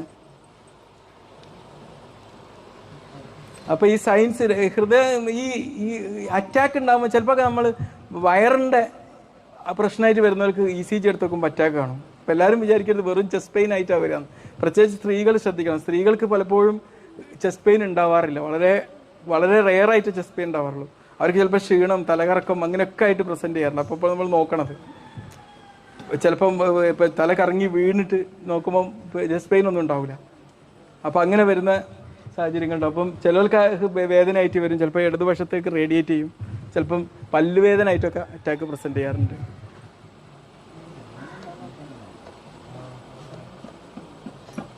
ഇതിൽ നമ്മൾ ശ്രദ്ധിക്കേണ്ട ഒരു കാര്യം അഞ്ചൈന എന്നുള്ളതാണ്. നമുക്ക് ശരിക്കും ഇതിൽ 5 നില വരെ ഒരു കിതപ്പും ഇല്ലാതെ കയറാൻ പറ്റുന്ന ആൾക്കാർ എത്ര ഉണ്ട്? മാഷ് പിന്നെ ആരോഗ്യ കൂട്ടായ്മ പോണോണ്ട് ചിലപ്പോ ഇവിടെ ഒരു ആരോഗ്യ കൂട്ടായ്മ തുടങ്ങണം ശരിക്കില്ലേ. നിങ്ങൾ ഇതന്നെ ഒരു ആരോഗ്യ കൂട്ടായ്മയായിട്ട് മാറ്റിയാൽ മതി. നിങ്ങളെ ഈ ഒരു ഇതിന് കീഴിൽ തന്നെ ഒരു ആരോഗ്യ കൂട്ടായ്മ തുടങ്ങിയാൽ മതി. നല്ലൊരു മാറ്റം ഇവിടെ ഒന്നുകൂടി ഒരു മാറ്റം കൂടുതലുണ്ടാവും എക്സസൈസ് ഒക്കെ ചെയ്യാൻ വേണ്ടിയിട്ടേ. അപ്പൊ നമുക്കൊരു കിതപ്പില്ലാതെ 5 നില വരെ കയറണം എന്നാണ് ശരിക്ക്. പക്ഷെ നമുക്കൊരു കയറ്റം കയറുമ്പോൾ കിതപ്പ് വരുമ്പോൾ നമ്മളെ ഹൃദയം ഓക്സിജന് വേണ്ടിയിട്ട് ഇങ്ങനെ ദാഹിക്കുന്ന സമയത്താണ് ഈ കിതപ്പ് വരുന്നത്. ഓക്സിജൻ താ എന്ന് പറയാം. അത് സപ്ലൈ ചെയ്യാൻ കുറവ് വരുമ്പോഴാണ് നമുക്ക് കിതപ്പ് വരിക. പിന്നെ ബ്ലഡ് പ്രഷർ. അടുത്തൊരു ജീവിതശൈലി രോഗം ഏതാണ്? അടുത്തൊരു ക്യാൻസർ അല്ലേ? ആരാ? അതിനും ഏറ്റവും വലിയ റിസ്ക് പുകവലി. എവിടെ പുകവലിക്കാരും ഇല്ലാന്നാ തോന്നുന്നത് ഇല്ലേ? ഇല്ലല്ലോ, ഇല്ല. അത് പറയണ്ട. എന്തായാലും പുകവലി ഭയങ്കര റിസ്ക്കാണ് അല്ലേ? ഏറ്റവും കൂടുതൽ ലൈഫ് സ്റ്റൈൽ ഡിസീസുകൾക്ക് ഉണ്ടാക്കുന്ന ഒരു സംഭവമാണ് സിഗരറ്റ് സ്മോക്കിംഗ് എന്നാണ്. എനിക്കൊന്നും മനസ്സിലാകുന്നില്ല ആൾക്കാർ എന്തിനായി വലിക്കുന്നത്. ഈ വലിക്കുന്നത് എന്തിനാണ്? നമ്മളെ ശ്വാസം ആസ്വദിക്കാനാണ് ശരിക്കും. അവർ കറുവപ്പെട്ടെടുത്ത് വലിച്ചാലും ആ ഒരു സുഖം കിട്ടുന്ന പറയുന്നത്. 95% സുഖം കിട്ടും എന്നുള്ളതാണ്. ഒരു 95% ഈ സിഗരറ്റ് വലിച്ചാൽ അവരെന്താണോ ഉദ്ദേശിക്കുന്നത് അത് കിട്ടണമെങ്കിൽ ഒരു കറുവപ്പെട്ടെടുത്ത് മണത്താൽ മതി എന്നാണ്. എന്നാലും ആൾക്കാർ ഈ സാധനം തന്നെ ചെയ്യും. ഇതൊക്കെ പറഞ്ഞാലും അത് പറഞ്ഞിട്ട് എന്താ പ്രശ്നം എന്ന് വെച്ചാൽ അവരെ തലച്ചോറിൽ അവരൊരു വിശ്വാസം ഉണ്ടാക്കി കൊടുത്തതാണ്. ഇതുണ്ടെങ്കിലേ എനിക്ക് പ്ലഷർ കിട്ടുള്ളൂ എന്നുള്ളൊരു വിശ്വാസം ഉണ്ടാക്കി കൊടുത്തതാണ്. ഈ തലച്ചോറിനൊരു പ്രശ്നമുണ്ട്. നമ്മൾ എന്ത് ശീലം അതിനെ ശീലിപ്പിച്ചാലും അത് ഈ തത്തമ്മേ പൂച്ച. ഈ നമ്മളെ ശരീരത്തിൽ തീരെ മണ്ടല്ലാത്ത അവയവം ഏതാണെന്നറിയോ? തലച്ചോറാണ്. തീരെ മണ്ണല്ലാത്ത അവയവമാണ്. ഹൃദയം നോക്കി എന്തൊരു താളത്തിലാണ് അത് ഓടിക്കൊണ്ട് റൺ ചെയ്യുന്നത്. ശ്വാസകോശത്തിന് ഒരു താളമുണ്ട്, എല്ലാ അവയവത്തിനും ഉണ്ട്. പക്ഷെ തലച്ചോറിന് അതില്ല. തലച്ചോറിന്റെ ഈ താളം എന്താണ്? ചിന്തകളാണ്. തലച്ചോറ് ചിന്തിക്കുന്നതാണ്. നമ്മളൊന്ന് ആലോചിച്ച് നോക്ക്, എത്ര യൂസ്ലെസ് ആയിട്ടുള്ള കാര്യങ്ങൾ നമ്മൾ ചിന്തിച്ചുകൊണ്ടിരിക്കുന്നത്. ഒരു കാര്യമില്ലാതെ ചിന്തിച്ചുകൊണ്ടിരിക്കല്ലേ. പക്ഷെ തലച്ചോറിനൊരു സ്വഭാവമുണ്ട്. നമ്മൾ അതിനെ കയ്യിലെടുത്ത് നമ്മൾ തലച്ചോറിന്റെ രാജാവായാൽ പിന്നെ നമ്മളെ പിടിച്ചാൽ കിട്ടൂല. നമ്മൾ അതിനെ ശരിക്ക് മെരുക്കി എടുത്തിട്ട് നമ്മൾ അതിനെ കൊണ്ട് കൺട്രോൾ ചെയ്യണം. വ്യക്തമായ കുട്ടികളൊക്കെ പ്രത്യേകിച്ച് എന്താ ചെയ്യുക, ലക്ഷ്യങ്ങൾ ഉണ്ടാക്കുക. ഒന്ന് വൈകുന്നേരം എഴുന്നേൽക്കുമ്പോൾ കെടുക്കുന്നതിൻ്റെ മുമ്പായിട്ട് അന്ന് ചെയ്ത നല്ല കാര്യങ്ങൾക്ക് ഗ്രാറ്റിറ്റ്യൂഡ് എഴുതി വെച്ചിട്ട് പറയാം. നിങ്ങളുടെ ജീവിതത്തിൽ നിങ്ങൾക്ക് ലക്ഷ്യമുണ്ടോ? വന്ന് പേരെന്താ വന്ന്? ഭവ്യ. ഭവ്യ വന്നപ്പോഴേ തോന്നി നല്ല വ്യക്തമായിട്ട് ലക്ഷ്യമുള്ള ഒരു പെൺകുട്ടിയാണ്. നിന്റെ ലക്ഷ്യം എന്ന് പറ. പറഞ്ഞോ.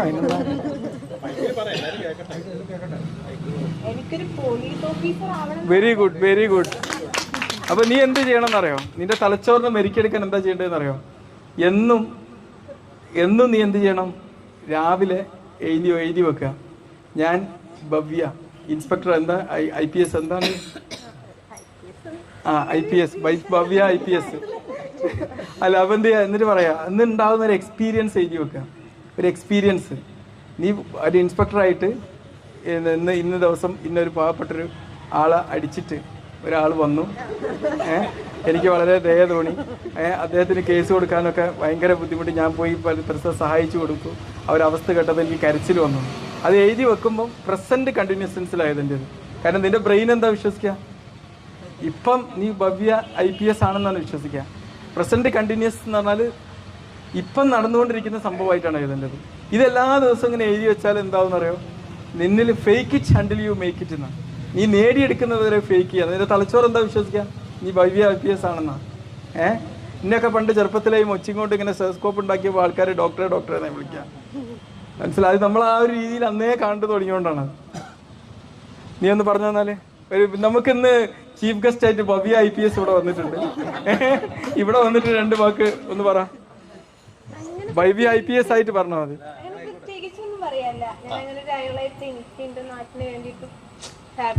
ഈ നാട് നിന്നിൽ അഭിമാനിക്കുന്നുണ്ട് അല്ലേ?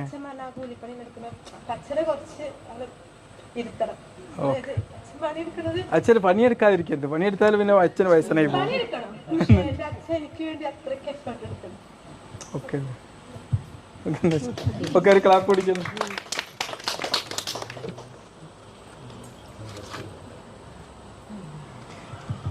പിന്നെ അത് മദ്യപാനം അത് വരുന്നുണ്ട് അതുകൊണ്ട് അവന് മദ്യപാനം വരുന്നുണ്ട്. ഇനി ക്യാൻസർ ഉണ്ടാക്കുന്നതിൽ ആൽക്കഹോൾ അടുത്തത് തന്നെ. അപ്പൊ ആൽക്കഹോൾ അടിച്ചാൽ എന്താ പ്രശ്നം? ഇപ്പൊ നമ്മളെ ഹോസ്പിറ്റലിൽ തന്നെ ഒരാളുണ്ട് 10 മാസമായിട്ട് നമ്മൾ ഹോസ്പിറ്റലിലുണ്ട്. നല്ല പൈസ ഉള്ള ആളാ, നല്ല സമ്പന്നനാണ്, പക്ഷെ ഇപ്പോൾ ഒരു പൈസയില്ല. മൂപ്പര് മദ്യപിച്ച് എല്ലാ ജീവിതശൈലി രോഗം കൊണ്ടും അസുഖം വന്ന ഒരാളാണ്. ആദ്യം മൂപ്പർക്ക് അറ്റാക്ക് വന്നു, അന്ന് നന്നായി സിഗരറ്റ് വലിക്കായിരുന്നു, എന്നിട്ട് നിർത്തിയില്ല. പിന്നെ സ്ട്രോക്ക് വന്നു, അങ്ങനെയും സിഗരറ്റ് വലി നിർത്തി. ആൾട്ടർനേറ്റീവായിട്ട് എന്ത് തുടങ്ങി? മദ്യപാനം തുടങ്ങി. അതും എക്സ്ട്രീമായിട്ട് അങ്ങ് പോയി. ഇപ്പം ലിവർ പോയി. ഇവിടെ രഞ്ജിഷ് ഡോക്ടർ അടുത്ത ഒരു ഫ്രണ്ടാണ്. അപ്പോൾ ഒരു കുതിരൻ്റെയൊക്കെ ഈ പെറ്റ് അനിമൽസിനോടൊക്കെ ഒരു ഇഷ്ടമുള്ളവന്ന് മൂപ്പരും ഇങ്ങോട്ട് കൊണ്ടുപോകുന്നതാണ്. അവിടെ പോയി കഴിഞ്ഞാൽ വീണ്ടും പോകുന്നുള്ളത് കൊണ്ട് ഇവിടെ നിർത്തുക. പക്ഷേ ഒന്ന് ആലോചിച്ച് നോക്കണം, ജീവിതശൈലി കൊണ്ടാണ്, പൈസ എല്ലാം ഉണ്ട്. ഇന്ന് അവരെ ഭാര്യ വിട്ടുപോയി, മക്കൾ പോയി, ആർക്കും വേണ്ട. മൂപ്പരെ നോക്കാൻ ഒരാൾ വന്നാൽ ഓലും ഓടിപ്പോവും. ഇത് ലഹരി, മദ്യം ഉണ്ടാക്കിയൊരു അപകടമാണ്. ലിവർ സിറോസിസ് എന്ന് പറഞ്ഞാൽ നമ്മൾ എപ്പോഴും മനസ്സിലാക്കണം. അത് ഇതിൽ വരുന്നുണ്ട് കേട്ടോ. ഇതിപ്പോൾ ക്യാൻസർ എന്ന് പറഞ്ഞാൽ നമുക്കറിയാം എങ്ങനെയാണ് ഉണ്ടാകുന്നത്. നമ്മുടെ ശരീരത്തിലെ നോർമൽ കോശങ്ങൾ അത് വിഭജിക്കുന്നതിന് ഒരു താളമുണ്ട്. ക്യാൻസർ കോശങ്ങൾക്ക് ഈ താളവും ഭാവവും ഒന്നുമില്ല. നമ്മൾ ഇവിടെ പാട്ട് പോലെ മനോഹരമായിരിക്കില്ല അതെന്തോ ഒരു ഭൂകമ്പം പോലെ ആയിരിക്കും കേൾക്കുക. അതിനൊരു ഓർഡറും ഉണ്ടാവില്ല. ഇതിന്റെ നിയന്ത്രണം നഷ്ടപ്പെടുത്തുന്നത് എന്തുകൊണ്ടാണ്? ഇപ്പോൾ ഒരാൾ സിഗരറ്റ് വലിക്കുകയാണ്, അല്ലെങ്കിൽ മദ്യപിക്കുകയാണ്, അല്ലെങ്കിൽ നമ്മൾ ആവശ്യത്തിലേറെ ഭക്ഷണം കഴിക്കുകയാണ്. ഇതൊക്കെ നമ്മൾ ഓരോ ദിവസവും നമ്മുടെ ശരീരത്തിലേക്ക് ചെല്ലുമ്പോൾ ഇത് നമ്മുടെ ശരീരത്തിന്റെ മോളിക്കുലാർ ലെവലിൽ ഒരു മാറ്റങ്ങൾ ഉണ്ടാക്കും. ഈ മാറ്റം പല തുള്ളി പെരുവെള്ളം എന്നോണം ഇതിങ്ങനെ മാറി അവസാനം ഇതിന്റെ കോലം അങ്ങോട്ട് മാറും. ഈ കോലം മാറിക്കഴിഞ്ഞാൽ പിന്നെ അത് ക്യാൻസർ സെല്ലായി കഴിഞ്ഞാൽ പിന്നെ അതിനൊരു കൺട്രോളും ഉണ്ടാവില്ല. അങ്ങോട്ട് ഒരു നിയന്ത്രണവും ഇല്ലാതെ അങ്ങോട്ട് പെരുകിക്കൊണ്ടേയിരിക്കും. അതാണ് ഈ ക്യാൻസർ ആയിട്ട് മാറുന്നത്. അപ്പോൾ ഇതിന്റെ റൂട്ട് കോസ് എന്ന് പറഞ്ഞാൽ നമ്മുടെ ജീവിത ശൈലിയിൽ തന്നെയാണ്. പിന്നെ കുറച്ചൊക്കെ ജനിതപരമായ സിഗരറ്റ് വലിക്കുന്ന ഒരാൾക്ക് മാത്രമാണ് 95% ശ്വാസകോശ ക്യാൻസറും വരുന്നത്. 95%. ഒന്ന് ആലോചിച്ച് നോക്കണം, അത്രയേറെ വരുന്നത് അവർക്കാണ്. നമ്മളൊക്കെ പലപ്പോഴും പലരോടും പറയും, നിങ്ങൾ ഇനി ഒരു ദിവസം ക്യാൻസർ ആയിട്ട് വരുന്ന ഒരു അവസ്ഥ ഉണ്ടാവും കേട്ടോ നിങ്ങളെ വലിച്ചാൽ. ആ പറഞ്ഞ വ്യക്തികളുടെ 95% പിന്നെ ഗ്യാസ്ട്രിക് ക്യാൻസർ ആയിട്ട് ഉണ്ടാവുന്നത്. നിർത്തിയോലൊക്കെ ഓക്കെ, ചിലർക്ക് പിന്നെ അതിൻ്റെ ഇടയ്ക്ക് ഈ പുകവലിക്ക് വെറും ക്യാൻസർ മാത്രമല്ലല്ലോ, ഹൃദയാഘാതവും ഇതൊക്കെ വരെ. ലിവറിൻ്റെ പ്രശ്നം നോക്കി നമ്മളിപ്പോൾ, എനിക്കിപ്പോഴും ഓർമ്മയുണ്ട്, നമ്മളെ നാട്ടിലൊരു ചെറുപ്പക്കാരൻ, നല്ല ചെറുപ്പക്കാരനാണ്. ഒരു ദിവസം ഞാൻ ഇടവണ്ണെന്ന് മഞ്ചേരിക്ക് പോകുമ്പോൾ എന്നെ വണ്ടി കേടായിരുന്നു. അപ്പോൾ ലിഫ്റ്റൊക്കെ തന്ന് അവിടെ കൊണ്ടാക്കി, അതൊക്കെ കുറേ സംശയം. നല്ല ചെറുപ്പക്കാരന്. അവരോട് ഞാൻ പറഞ്ഞു, ഒരു ദിവസം അവിടെ ഇരുത്തിയിട്ട് ഹോസ്പിറ്റലിൽ നിന്ന് പറഞ്ഞു, എടാ നീ മദ്യപിക്കരുത്, ഇനി മദ്യപിച്ചാൽ, ഞാൻ പേര് പറയുന്നില്ല കാരണം അത് ഒരാളെ മാത്രം എക്സാമ്പിളാണ്, അതുപോലെ ഒരുപാട് പേരുണ്ട്. അപ്പം എന്ന് വെച്ചാൽ ഞാൻ പറയാം, ഇനി മദ്യപിച്ചാൽ നിന്നെ, അന്ന് അത്ര തിരക്കിൻ്റെ ഇടയിലും 10-15 മിനിറ്റ് അവനോട് പറഞ്ഞു കൊടുത്തു. 1 മാസം അവൻ കേട്ടു. അങ്ങനെ ഒരു ഓണത്തിൻ്റെ ദിവസം അവൻ ആരോ ഒന്ന് കുടിക്കാൻ വിളിച്ചു, അന്ന് നിരത്തി അങ്ങോട്ട് കുടിച്ചു. പിന്നെ 3-ാം ദിവസം അവൻ മരിച്ച വാർത്ത നമ്മൾ കേട്ടത്. അതുപോലെ ഒരു എനിക്കിപ്പോഴും ഓർമ്മയുണ്ട്, നല്ല ഒരു കൂടത്തായി എന്ന സ്ഥലത്ത് ഞാൻ വർക്ക് ചെയ്യുന്ന സമയത്ത് ഒരു നല്ല ജെന്റിലായിട്ടുള്ളൊരു വ്യക്തി 15 വർഷം പാങ്ക്രിയാസ് ആൽക്കഹോൾ അടിച്ചിട്ട് പാങ്ക്രിയാറ്റിസ് വന്നതാണ്. അപ്പോൾ അവരോട് പറഞ്ഞതാണ്, ഡോക്ടർമാരൊക്കെ പറഞ്ഞത് ഇനി ഒരിക്കലും മദ്യപിക്കരുത്. അതുപോലത്തെ ഒരുപാട് ആൾക്കാർ നമ്മളെ ഏരിയയിലുണ്ട്. മദ്യപിക്കരുത് എന്ന് പറഞ്ഞു. അവൻ കേട്ടു, 15 വർഷം അവൻ കേട്ടു. 15-ാം വർഷം ഇനിയിപ്പോൾ എൻ്റെ അസുഖമൊക്കെ മാറിയതല്ലേ, ഇനി ഒന്ന് അടിച്ചു നോക്കാമെന്ന് വിചാരിച്ചു. എൻ്റെ ഫ്രണ്ട് UK നിന്ന് വന്നപ്പോൾ അവിടെ നിന്നുള്ള എന്തൊരു ബിയറോ എന്തോന്ന് കൊണ്ടുവന്നാ, ഒന്ന് വെറുതെ ടേസ്റ്റ് ചെയ്ത് നോക്കിയതാണ്. എനിക്കിപ്പോഴും ഓർമ്മ ഉണ്ട്, അവനവിടെ വന്ന് ഞങ്ങൾ കുറേ സംസാരിക്കുകയൊക്കെ ചെയ്തു. അന്ന് അവിടുന്ന് കൊടുത്തായി, അന്ന് പാൻഡപ്രസോൾ ഇഞ്ചക്ഷനും ഇതൊക്കെ കൊടുത്ത് വിട്ട്, പിന്നെ അസുഖം മൂർജിച്ച് ബേബിയിൽ പോയി. അവിടെ നിന്ന് ബേബിയിൽ നിന്ന് പിന്നെയും കാണിച്ച് തിരിച്ചു വന്നു. പിന്നെ 3-ാമത് പിന്നെയും ബേബിക്ക് തന്നെ പോയി. പിന്നെ അവൻ്റെ മരണവാർത്ത കേട്ടത്. ഒന്ന് ആലോചിച്ച് നോക്കണം നമ്മുടെ ജീവിതശൈലി. അതുപോലെ തന്നെ കിഡ്നി രോഗികൾ ഒരുപാടുണ്ട് നമ്മുടെ നാട്ടിൽ. നമ്മുടെ ജീവിതശൈലീൻ്റെ എഫക്റ്റാണ്. അമിതമായിട്ട് ഭക്ഷണം കഴിക്കുക, എവിടെ നോക്കിക്കഴിഞ്ഞാലും കുഴിമന്തി, മറ്റേ മന്തി, ഈ മന്തി എന്ന് പറഞ്ഞിട്ട് അങ്ങോട്ട് വാരി വലിച്ച് തിന്നുക. നമുക്കൊരു ഫിക്സഡ് പ്ലാൻ ഇല്ല, നമുക്കൊരു റുട്ടീൻ ഭക്ഷണത്തിൻ്റെ കാര്യത്തിൽ നമ്മൾ ഉണ്ടാക്കുന്നില്ല.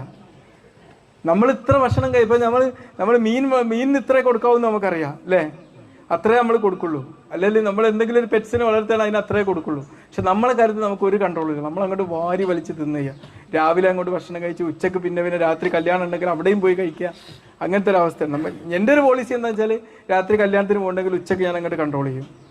ഉച്ചക്ക് നന്നായിട്ട് അങ്ങോട്ട് അഡ്ജസ്റ്റ് ചെയ്യും. അല്ലെങ്കിൽ രാവിലെ എപ്പോഴും പിന്നെ നമുക്കറിയാം, ഇപ്പം ഈ രാവിലെ എപ്പോഴും കുറച്ച് പ്രോട്ടീൻ അടങ്ങിയ ഭക്ഷണം കഴിക്കുന്നത് എപ്പോഴും നല്ലത്. അപ്പോൾ ഒരു കോഴിമുട്ട ഒരു പാലും മാത്രം കുടിച്ചിട്ട് രാവിലെ അങ്ങ് നിർത്തും. പിന്നെ ഉച്ചക്ക് കുറച്ച് ഭക്ഷണം ഹെവി ആയിട്ട് കഴിക്കും. രാത്രി ചില സമയത്തൊക്കെ നമ്മൾ എന്ത് ചെയ്യും, എൻ്റെ ഇപ്പോഴത്തെ തടി നോക്കണ്ട, എൻ്റെ പഴയ തടി നിങ്ങൾക്ക് അറിയാമല്ലോ അല്ലേ, 106 കിലോ ഉണ്ടായിരുന്നു അവന്. അപ്പോൾ ഇത്ര തടി ഉണ്ടായിരുന്നു പണ്ട്. ഞാൻ 28-ാം വയസ്സിലാണ് ഇടവണ്ണ വരുന്നത്. അന്ന് എനിക്ക് ഇങ്ങനെ ഉരുണ്ട് വരുന്നൊരു മനുഷ്യനായിരുന്നു. ഇപ്പോഴും യൂട്യൂബിൽ എനിക്ക് ഏറ്റവും കൂടുതൽ തെറി കേൾക്കൽ അതിലാണ്. ഞാൻ പറയും, ഇന്ന് തെറി പറഞ്ഞേക്കന്നെ നിങ്ങൾക്ക് തന്നെ ഇത് മാറുന്നില്ല. അപ്പം ഞാൻ പറഞ്ഞു 106 കിലോ എന്നാണല്ലോ ഇവിടെ എത്തിയത്. നമ്മൾ ഈ എഫോർട്ട് എടുക്കട്ടോ. ഈ വ്യായാമം ചെയ്യുന്നതിന് വളരെ ഇമ്പോർട്ടൻ്റ് ആണ്. വ്യായാമം ചെയ്തുകൊണ്ട് തടി കുറയുമെന്ന് ഞാൻ പറയുന്നില്ല. കാരണം വ്യായാമം, ഞാൻ ഒരു ദിവസം വ്യായാമം ഞങ്ങൾ ചെയ്തുകൊണ്ടിരിക്കുമ്പോൾ ഞാനും നമ്മുടെ ശ്രീജിത്ത് ഡോക്ടറില്ലേ, ഡെന്റിസ്റ്റ്, ഞങ്ങൾ രണ്ടാളും കൂടി ഒരേ പ്രോഗ്രാം സ്റ്റാർട്ട് ചെയ്തൊരു പ്രാവശ്യം. മൂപ്പര് ഇത് എല്ലാം കൂടി ചെയ്ത് കഴിഞ്ഞപ്പം 4 കിലോ തൂക്കം കൂടി, ഞാൻ 2 കിലോ കുറയുകയും ചെയ്തു. എന്താ സംഭവിച്ചത്? മൂപ്പർക്ക് ഇത് അരമണിക്കൂർ അങ്ങനെ ചെയ്യുമ്പോഴേക്ക് വിശക്കും, പോയി ചെറിയൊരു ഭക്ഷണമേ കഴിക്കുള്ളൂ. നമ്മളിപ്പോൾ 1 മണിക്കൂർ ഓടിയാൽ കത്തുന്ന വെറും അര സമൂസ.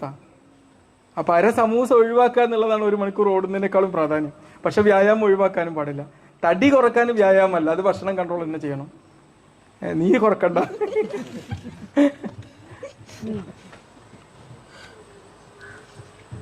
ഇതാണ് ഇപ്പോൾ ശ്വാസകോശത്തിലൊരു ക്യാൻസർ ഉണ്ടായാലും, ക്യാൻസർ ഉള്ള ഒരു ശ്വാസകോശത്തിലെ കോശവും ക്യാൻസർ ഇല്ലാത്തതാണത്. ഇത് ലങ് ക്യാൻസർ ഉണ്ടാകുമ്പോൾ ഉണ്ടാകുന്നൊരവസ്ഥ അപ്പുറത്തത് കേട്ടോ. ഇത് 2 ശ്വാസകോശം ഇവിടെ തൂക്കിയിട്ടിട്ടുണ്ട്. ഇത് രണ്ടും 6 ശ്വാസകോശം. അത് പോസ്റ്റ്മോർട്ടം ചെയ്ത് വെച്ചിട്ട് തൂക്കി വെച്ചതാണ്. പോസ്റ്റ്മോർട്ടം ചെയ്ത് കഴിഞ്ഞാൽ നമ്മൾ അവയവത്തിൻ്റെ ഈ തൂക്കം നോക്കല്ലോ, അതിനു വേണ്ടി എടുത്തു വെച്ചതാണ്. ഇത് രണ്ടും ആരുതാന്ന് പറയാൻ പറ്റുമോ?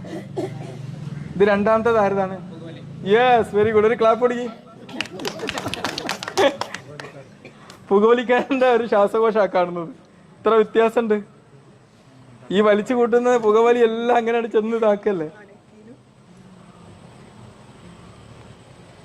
ഇനി നമ്മളിപ്പോൾ ഒരു ക്യാൻസറിന്റെ റിസ്ക് ഉണ്ടോ, ഇത് ഇങ്ങനത്തെ കാര്യങ്ങളൊക്കെ കേൾക്കുമ്പോൾ പ്രത്യേകം പറയാണ്, നിങ്ങൾ ഇതെല്ലാം എനിക്കുണ്ട് എന്നൊരു തോന്നലുണ്ടാവും നിങ്ങൾക്ക്. അങ്ങനെ തോന്നലുണ്ടാവരുത് കേട്ടോ. അങ്ങനെയാണെങ്കിലേ ഞാൻ പറയുള്ളൂ. കാരണം അങ്ങനെ ഒരു സ്വഭാവം ഉണ്ട് ആൾക്കാർക്ക്. എന്തെങ്കിലും ഇപ്പോൾ യൂട്യൂബ് കൊണ്ടൊക്കെ ഉള്ള ഏറ്റവും വലിയ ഡേഞ്ചർ അതാ. നമ്മളൊരു ഹെൽത്ത് ഇൻഫർമേഷൻ പാസ് ചെയ്യും, ഇത് ആൾക്കാർ ഇതുകൊണ്ട് കാണുമ്പോൾ അതൊക്കെ നമുക്കുണ്ടെന്ന് തോന്നും. അങ്ങനെയാണെങ്കിൽ ഞങ്ങളൊന്നും ജീവിച്ചിരിക്കുന്നുണ്ടാവില്ല.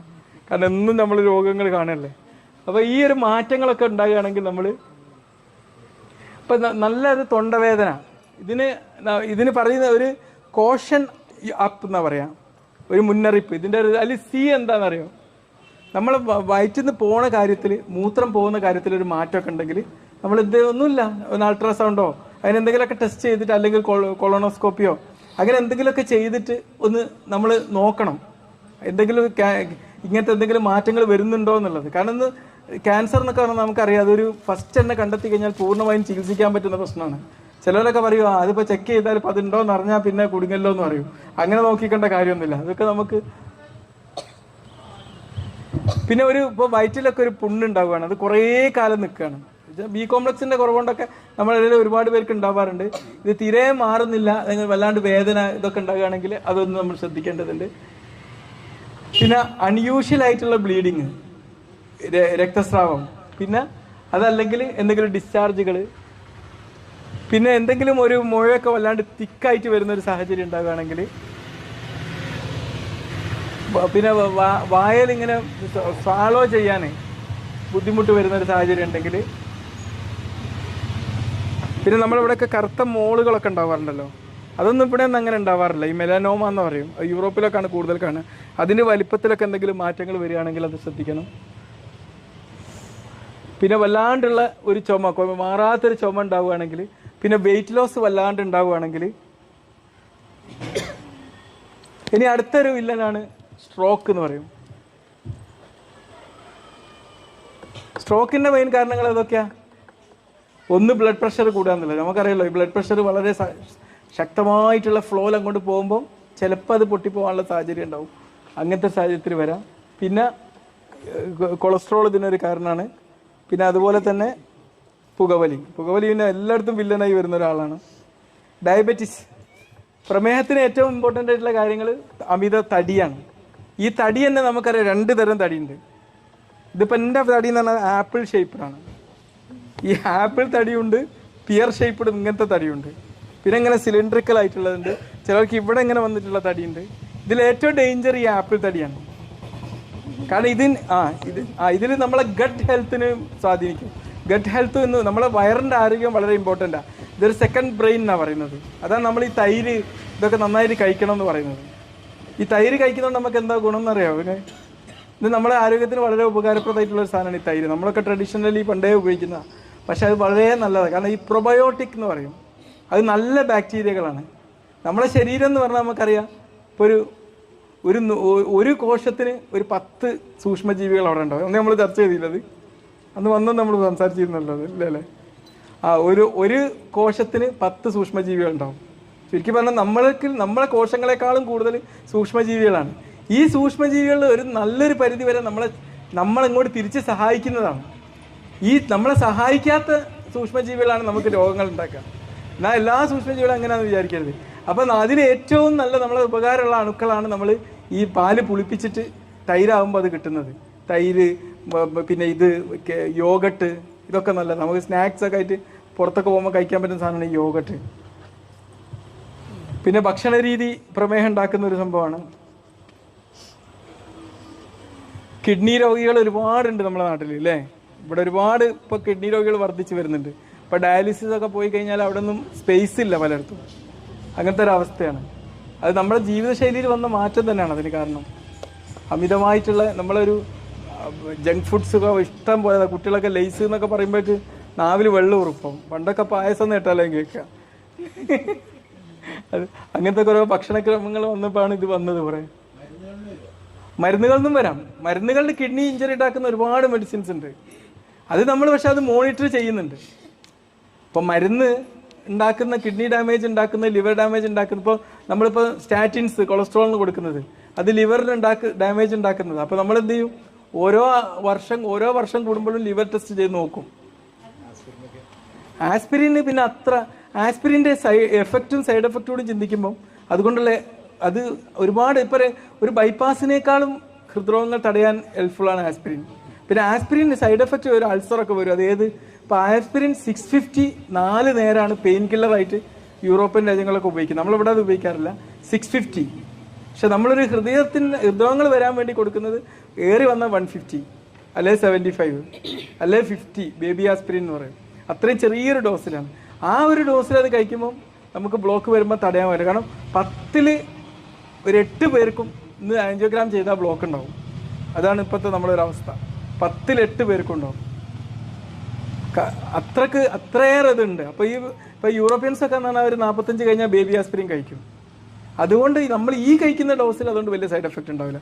പക്ഷെ അതുകൊണ്ട് ഉണ്ടാകുന്ന ഉപകാരം ഇതിനേക്കാളും കൂടുതലായതുകൊണ്ട് പിന്നെ കോളൻ ക്യാൻസർ ഇതൊക്കെ തടയാനും ഈ ആസ്പിരിൻ കഴിക്കുന്നതുകൊണ്ട് പറ്റുന്നുണ്ട്.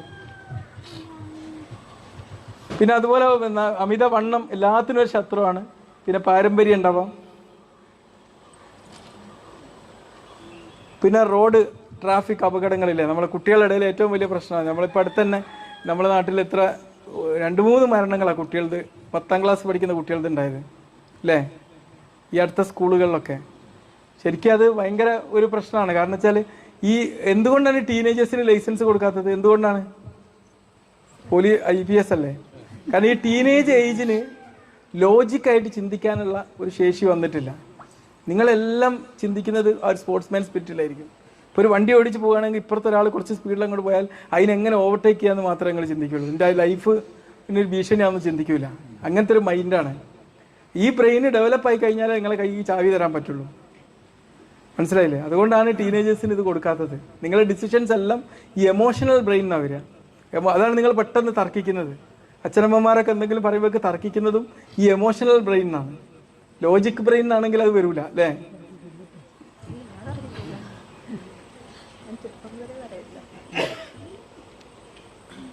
അടുത്തത് ലിവർ സിറോസിസ് എന്ന് പറയും. ഒരുപാടുണ്ട് ഇന്ന്. കൂടുതലും ഇപ്പം മദ്യപിക്കാത്ത ആൾക്കാർക്ക് ലിവർ സിറോസിസ് ഉണ്ട്. നോൺ ആൽക്കോളിക് ലിവർ ഡിസീസ് എന്ന് പറഞ്ഞിട്ട് അതും ഇഷ്ടംപോലെ ഇപ്പോൾ കൂടുതൽ വന്നിട്ട് അതും നമ്മുടെ ജീവിതശൈലീൻ്റെ ഒരു കാരണം കൊണ്ടാണ്. കാരണം ഒന്ന് അമിതമായിട്ടുള്ള ഭക്ഷണം. നമ്മൾ ഇന്ന് പണ്ടൊക്കെ എന്ന് പറഞ്ഞാൽ ഒരു ഭക്ഷണത്തിൽ കലോറി കുറവായിരുന്നു. ഇന്ന് പക്ഷെ അതല്ല. ഇന്ന് ഇതിൻ്റെ കൂടെ ആഡ് ചെയ്യുന്ന പല സാധനങ്ങളും ഇതെല്ലാം കൂടി മിക്സ് ചെയ്തിട്ട് കിട്ടുന്ന ഭക്ഷണത്തിൻ്റെ കലോറി കൂടുതലാണ്. ഇപ്പം നമ്മൾ കപ്പുച്ചീനോ എന്ന് പറഞ്ഞിട്ട് കോഫി ഉണ്ടാക്കുന്നതും പഴയ കോഫി കുടിക്കുന്നതും തമ്മിൽ വ്യത്യാസമുണ്ട് അല്ലേ? കപ്പുച്ചീനോ എന്നല്ല പറയാ, അതിന് പേര് പറയുന്നത് എങ്ങനെയല്ലേ പറയാ അല്ലേ? അതിന് 100-150 രൂപ ഒക്കെയാണ് ഞാൻ കുടിച്ചേക്ക്. അതിന് കൂടുതൽ കലോറിയാണ്. ഇപ്പോൾ ഒരു ഡയറി മിൽക്ക് കഴിക്കുകയാണെങ്കിൽ 100 ഗ്രാമിൽ എത്ര കലോറി ഉണ്ടാവും? ആ പാക്കറ്റിൽ നോക്കണം. മനസ്സിലായില്ല? അത്രയും കലോറി ഉള്ള ഭക്ഷണം നമ്മളിപ്പോൾ എത്തുന്നത്. നമ്മളിപ്പോൾ പാക്കഡ് ആയിട്ട് വരുമ്പോൾ അതിന് കൂടുതൽ കലോറി ആകാണ്. ഇപ്പം ഞാൻ കേട്ടത് മാഷ് പറഞ്ഞൊരു കാര്യമാണ്, ഫുൾ വെജിറ്റേറിയൻ ആണ് എന്നിട്ട് എനിക്ക് അറ്റാക്ക് വന്നല്ലോ എന്നുള്ളൊരു ചോദ്യം അല്ലേ? വളരെ ഈ വെജിറ്റേറിയൻ എന്ന് പറയുമ്പോൾ നമ്മൾക്കൊരു ശാസ്ത്രീയപരമായിട്ടുള്ള വെജിറ്റേറിയൻ അല്ല. ലോകത്ത് വെജിറ്റേറിയൻ ആയ ആൾക്കാർക്കാണ് ഏറ്റവും ആയുസ് ഉള്ളത്. പക്ഷെ നമ്മൾ ഇന്ത്യയിൽ വെജിറ്റേറിയൻ ആയ ആൾക്കാർക്കല്ല ആയുസ് കൂടുതൽ. അത് എന്താ സംഭവിക്കുന്നതെന്ന് അറിയോ? നമ്മൾ യൂസ് ചെയ്യുന്ന ഈ വെജിറ്റേറിയൻ ഡയറ്റിന്റെ പ്രശ്നമല്ല, വെജിറ്റേറിയൻ നമ്മൾ ഉപയോഗിക്കുന്ന രീതി വ്യത്യാസമുണ്ട്. ഇപ്പൊ യൂറോപ്യന്മാർ വെജിറ്റേറിയൻ എന്ന് പറഞ്ഞാൽ അവരെന്താ കഴിക്കുക? അവരെടുത്ത് ഒരു പ്ലേറ്റ് നിറച്ചും നല്ല ഫ്രഷ് ആയിട്ട് കട്ട് ചെയ്ത ഫ്രൂട്ട്സും വെജിറ്റബിൾസും ആയിരിക്കും. ഞാൻ പറഞ്ഞല്ലോ, അതാണ് യഥാർത്ഥ വെജിറ്റേറിയൻസ് എന്ന് പറഞ്ഞാൽ. മറ്റേ ഇപ്പൊ നമ്മൾ എന്താ ചെയ്യുന്നത്? ഇവിടുത്തെ വെജിറ്റേറിയൻ എന്ന് പറയുമ്പോൾ എന്താ ചെയ്യുന്നത്?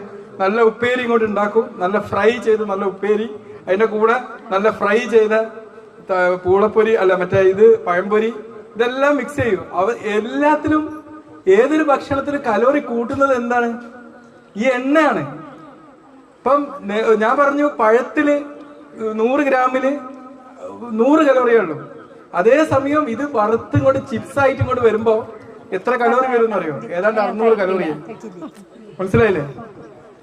പിന്നെ പായസം. ഇപ്പൊ വെജിറ്റേറിയൻ എന്ന് പറയുമ്പോൾ നമ്മൾ പായസം കഴിക്കും. ഈ പായസത്തിൽ എത്ര കലോറി ഉണ്ട്? വളരെ ഹൈ കലോറിയാണ്. ഈ പായസം കുടിച്ചാലും ഈ ചിപ്സ് തിന്നാലും ചിക്കൻ കഴിച്ചാലും മട്ടൻ കഴിച്ചാലും ഒക്കെ ലാസ്റ്റ് എന്താ വരിക?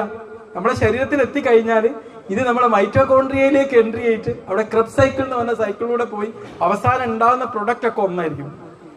അപ്പൊ ഇവിടെ ഏറ്റവും വലിയ വില്ലന്മാരായി നിൽക്കുന്ന പലതും നമ്മൾ എന്ത് ചെയ്യും? നമ്മളൊരു ഹെൽത്തി ലൈഫ് സ്റ്റൈലാണ്, ഞാൻ വെജിറ്റേറിയൻ ആണെന്ന് പറഞ്ഞു നിന്ന് അവസാനം അവിടെ എത്തിപ്പെടുന്ന ഒരു സാഹചര്യം ഉണ്ടാകുക. അതാണ് നമ്മൾ ന്യൂട്രീഷനെ കുറിച്ച് ശരിക്കും പഠിക്കണം എന്ന് പറയുന്നത്. ഇന്നെനിക്ക് തോന്നുന്നു യൂട്യൂബിലൊക്കെ ആൾക്കാർ ഏറ്റവും കൂടുതൽ സെർച്ച് ചെയ്യുന്നതും ന്യൂട്രീഷനെ കുറിച്ചാണ്. അപ്പൊ വെജിറ്റേറിയൻ ഫുഡ് ഞാൻ പറഞ്ഞു എത്രയോ 1-2 വർഷത്തോളം ആയുസ് അധികം കിട്ടുന്നുണ്ട്. പക്ഷെ നമ്മുടെ നാട്ടിൽ അത് കിട്ടാത്തതിന്റെ പ്രശ്നം നമ്മൾ യൂസ് ചെയ്യുന്ന വെജിറ്റേറിയൻ ഡയറ്റ് ആ പ്രോപ്പർ ആയിട്ട് രീതിയിലല്ലാത്തതുകൊണ്ട് പറ്റുന്ന പ്രശ്നമാണ്. പഞ്ചസാര വലിയ വില്ലനാണ്, ഏറ്റവും വലിയ വില്ലനാണ്. ഇപ്പൊ ഒരു 7up അല്ല ഒരു പെപ്സി അങ്ങോട്ട് കുടിക്കുമ്പോൾ, എന്തിനും വലിയ ഒരു പായസം അങ്ങോട്ട് കഴിക്കുമ്പോൾ എത്ര പഞ്ചസാര എത്തുക? ഇപ്പൊ നമ്മുടെ സദ്യയില് കലോറി കൂട്ടുന്നത് ഇതിലെ ഈ വിഭവങ്ങളല്ല. പുളിയിഞ്ചി നല്ല സാധനമാണ് ആരോഗ്യത്തിന്. പുളിയിഞ്ചി എന്ന് പറയുന്നത് നല്ലതാണ് ആരോഗ്യത്തിന്. പക്ഷെ പായസം അതൊക്കെ മിക്സ് ചെയ്യുമ്പോഴാണ്, അതിന്റെ കൂടെ വറുത്ത സാധനം എല്ലാം കൂടി മിക്സ് ചെയ്യുമ്പോഴാണ് ഈ 2600 ബിരിയാണിനെ ഓവർടേക്ക് ചെയ്യുന്നത്. പറഞ്ഞു മനസ്സിലായില്ലേ? അങ്ങനെയാണ് ഇത് ഓവർടേക്ക് ചെയ്യുന്നത്. ഈ ഓവർടേക്കിൽ പലപ്പോഴും അറിയാറില്ല പലരും. അപ്പൊ നമ്മൾ ഭക്ഷണം കഴിക്കുന്നത് നമ്മുടെ ഒരു പ്ലേറ്റ് ഇത് എങ്ങനെയാ വേണ്ടത്? ഈ പച്ച കണ്ടില്ല, അത് വെജിറ്റബിൾസ് ആണ്. വെജിറ്റബിൾസ് എന്ന് പറഞ്ഞാൽ നമ്മൾ കറിയിൽ വെച്ച വെജിറ്റബിൾസ് അല്ല ഇവിടെ ഉദ്ദേശിക്കുന്നത്. ശരിക്കും ഫ്രഷ് ആയിട്ട് കട്ട് ചെയ്ത കക്കരിക്ക, ക്യാരറ്റ്, തക്കാളി ഇതൊക്കെ ശരിക്കും കഴുകിയിട്ട് വൃത്തിയാക്കുക. നമ്മളെപ്പോഴും വെജിറ്റബിൾസും ഫ്രൂട്ട്സും പറയുമ്പോൾ ആൾക്കാർ പറയുന്ന ഒരു കാര്യമാണ്, അത് അവിടെ നിന്ന് കെമിക്കൽ ഇട്ടാ ഇത് കെമിക്കൽ ഇട്ടാ വരികയാണ്. അത് നീക്കം ചെയ്യാനുള്ള സംവിധാനങ്ങൾ ചെയ്തിട്ട് ഇതൊരു ഒരു പ്ലേറ്റിന്റെ മെയിൻ പോർഷൻ വരുന്നത് ഈ ഗ്രീനാണ്. അതിന്റെ മുകളിൽ കണ്ടില്ല ഫ്രൂട്ട്സ് വന്നു, അതിന്റെ താഴെ പ്രോട്ടീന്, അതിന്റെ മുകളിൽ കാണുന്നതാണ് എന്ത്? ഗ്രെയിൻസ്. ഇതാണ് നമ്മളൊരു ഒരു ഭക്ഷണത്തിന്റെ ഒരു പ്ലേറ്റ് എന്ന് പറയുന്നത്. പണ്ടൊക്കെ ഇങ്ങനെ പിരമിഡ് ആയിരുന്നു, ഇന്നത് പ്ലേറ്റ് ആക്കിയതാണ്. നമുക്ക് വേണ്ട മാക്രോ ന്യൂട്രിയൻസ് ഉണ്ട്, മൈക്രോ ന്യൂട്രിയൻസ് ഉണ്ട്. അതൊക്കെ നമുക്ക് ആവശ്യത്തിന് കിട്ടും. പ്രത്യേകിച്ച് നമ്മുടെ നാട്ടിലെ ഏറ്റവും വലിയ ഇപ്പൊ വെജിറ്റേറിയൻസിന് പറ്റുന്ന ഏറ്റവും വലിയൊരു പ്രശ്നം എന്ന് പറഞ്ഞാൽ ബി കോംപ്ലക്സ് വളരെ കുറവായിരിക്കും. ഇത് ഫാറ്റ് സോലുബിൾ വൈറ്റമിൻസ് നന്നായിട്ട് കുറയും. അപ്പൊ അതിന് സബ്സ്റ്റിറ്റ്യൂട്ട് ചെയ്യുന്ന ഒരു ഭക്ഷണമായിരിക്കും ഉണ്ടാവും. അയേണിന്റെ അളവ് വളരെ കുറയും. അയേൺ. അപ്പൊ നമ്മൾ ചീര അല്ലെങ്കിൽ ഇത് ഈ മുരിങ്ങയൊക്കെ വളരെ നല്ലൊരു ഭക്ഷണമാണ്. മുരിങ്ങയൊക്കെ നമ്മൾ ചില ആൾക്കാർ ചില സമയത്ത് കഴിക്കരുത് എന്നൊക്കെ പറയാറുണ്ട്. പക്ഷെ മുരിങ്ങ നമുക്ക് നമുക്ക് അതിന്റെ മൂല്യം അറിയില്ല, കാരണം നമുക്ക് ഇവിടെ അത്രയും കൂടുതൽ കിട്ടുന്നുണ്ട്. പക്ഷെ ഇത് യൂറോപ്പിലൊക്കെ പോയി കഴിഞ്ഞാൽ മുരിങ്ങ അവർ എത്രയോ വില കൊടുത്താ വാങ്ങുന്നത് അല്ലേ? നിങ്ങളൊരു സഞ്ചാരിയാണ് അല്ലേ? ഈ മാഷല്ലേ ഇലക്ട്രിസിറ്റി കൊള്ളാം, ഒരുപാട് യാത്രകൾ ചെയ്യുന്ന ഒരാളാണല്ലേ? അതൊക്കെ വളരെ നല്ലതാണ്. പിന്നെ നമ്മൾ തിരെ ശ്രദ്ധിക്കാത്ത മറ്റൊരു കാര്യമാണ് വെള്ളത്തിന്റെ കാര്യത്തിൽ. ഭയങ്കര വിഷ്ക. നമ്മൾ ഏറ്റവും ആസ്വദിക്കുകയും എൻജോയ് ചെയ്യേണ്ട ഒരു ഭക്ഷണം എന്താണ്? അത് വെള്ളമാണ്. നമ്മുടെ ശരീരത്തിന്റെ എത്ര ശതമാനമാണ് വെള്ളം? 73% വെള്ളമാണ് അല്ലേ? നമ്മുടെ ഈ ഭൂമിന്റെ എല്ലാം വെള്ളമാണ്. നമ്മളിപ്പോ ഇന്നത്തെ കാലത്ത് ഏറ്റവും കൂടുതൽ അനുഭവിക്കുന്ന മറ്റൊരു പ്രശ്നമാണ് ഈ കണ്ണിൽ കണ്ണുനീര് കുറഞ്ഞു പോവുക. ഡ്രൈ ഐ എന്ന് പറയും. ഒന്നുകിൽ മൊബൈലിൽ തന്നെ എപ്പോഴും നോക്കിക്കുക, സ്ക്രീനിൽ ഇങ്ങനെ നോക്കി നിൽക്കുക. ഇതാകുമ്പോ നല്ലൊരു ശതമാനം. ഇപ്പൊ നമുക്കറിയാം ലിവറിൽ ഫാറ്റ് ലിവർ വളരെ കൂടുതലായിട്ട് കാണാറുണ്ട്. ഫാറ്റ് ലിവർ, ഈ ഫാറ്റ് ലിവർ കാണുന്നത് പോലെ കണ്ണിൽ കാണുന്ന ഒരു പ്രശ്നം ഡ്രൈ ആയി നിന്ന കണ്ണിലൊരു മങ്ങലൊക്കെ. ചെറിയ കുട്ടികൾക്ക് പോലും ഇന്ന് ശരിക്കുള്ള കാഴ്ച കിട്ടുന്നില്ല. കാഴ്ചന്റെ കണ്ണിന്റെ പവർ പോയിട്ടൊന്നല്ല, ഇതിന്റെ ഉള്ളിലുള്ള ഈ ജലാംശം ഇല്ലാതായി പോകുന്നതാണ്. ജലാംശം ഇല്ലാതെ. അപ്പൊ വെള്ളം ശരിക്കും കുടിക്കണം. നമ്മൾ ഓരോ ദിവസവും വെള്ളം നന്നായിട്ട് കഴിക്കണം. അത് തന്നെയാണ് ഏറ്റവും. പിന്നെ ഞാൻ നേരത്തെ പറഞ്ഞല്ലോ പ്രൊബയോട്ടിക് എന്ന് പറഞ്ഞ. പിന്നെ വ്യായാമം. ഇതില് ഒരു അരമണിക്കൂറെങ്കിലും വ്യായാമം ചെയ്യുന്ന എത്ര പേരുണ്ട്? ഒരു ക്ലാപ്പ് കൊടുക്കി. നന്നായി പോകും. ഇവരൊക്കെ എപ്പോഴും യങ്ങാണ്. ബയോളജിക്കൽ ഏജും സൈക്കോളജിക്കൽ യങ് ആയിരിക്കും. ഒരു മനുഷ്യന് ഏറ്റവും കൂടുതൽ ഹാപ്പിനെസ് കൊടുക്കുന്നത് എക്സസൈസ് ആണ്. ഏറ്റവും കൂടുതൽ ദീർഘായുസ് നൽകുന്നത് എക്സസൈസ് ആണ്.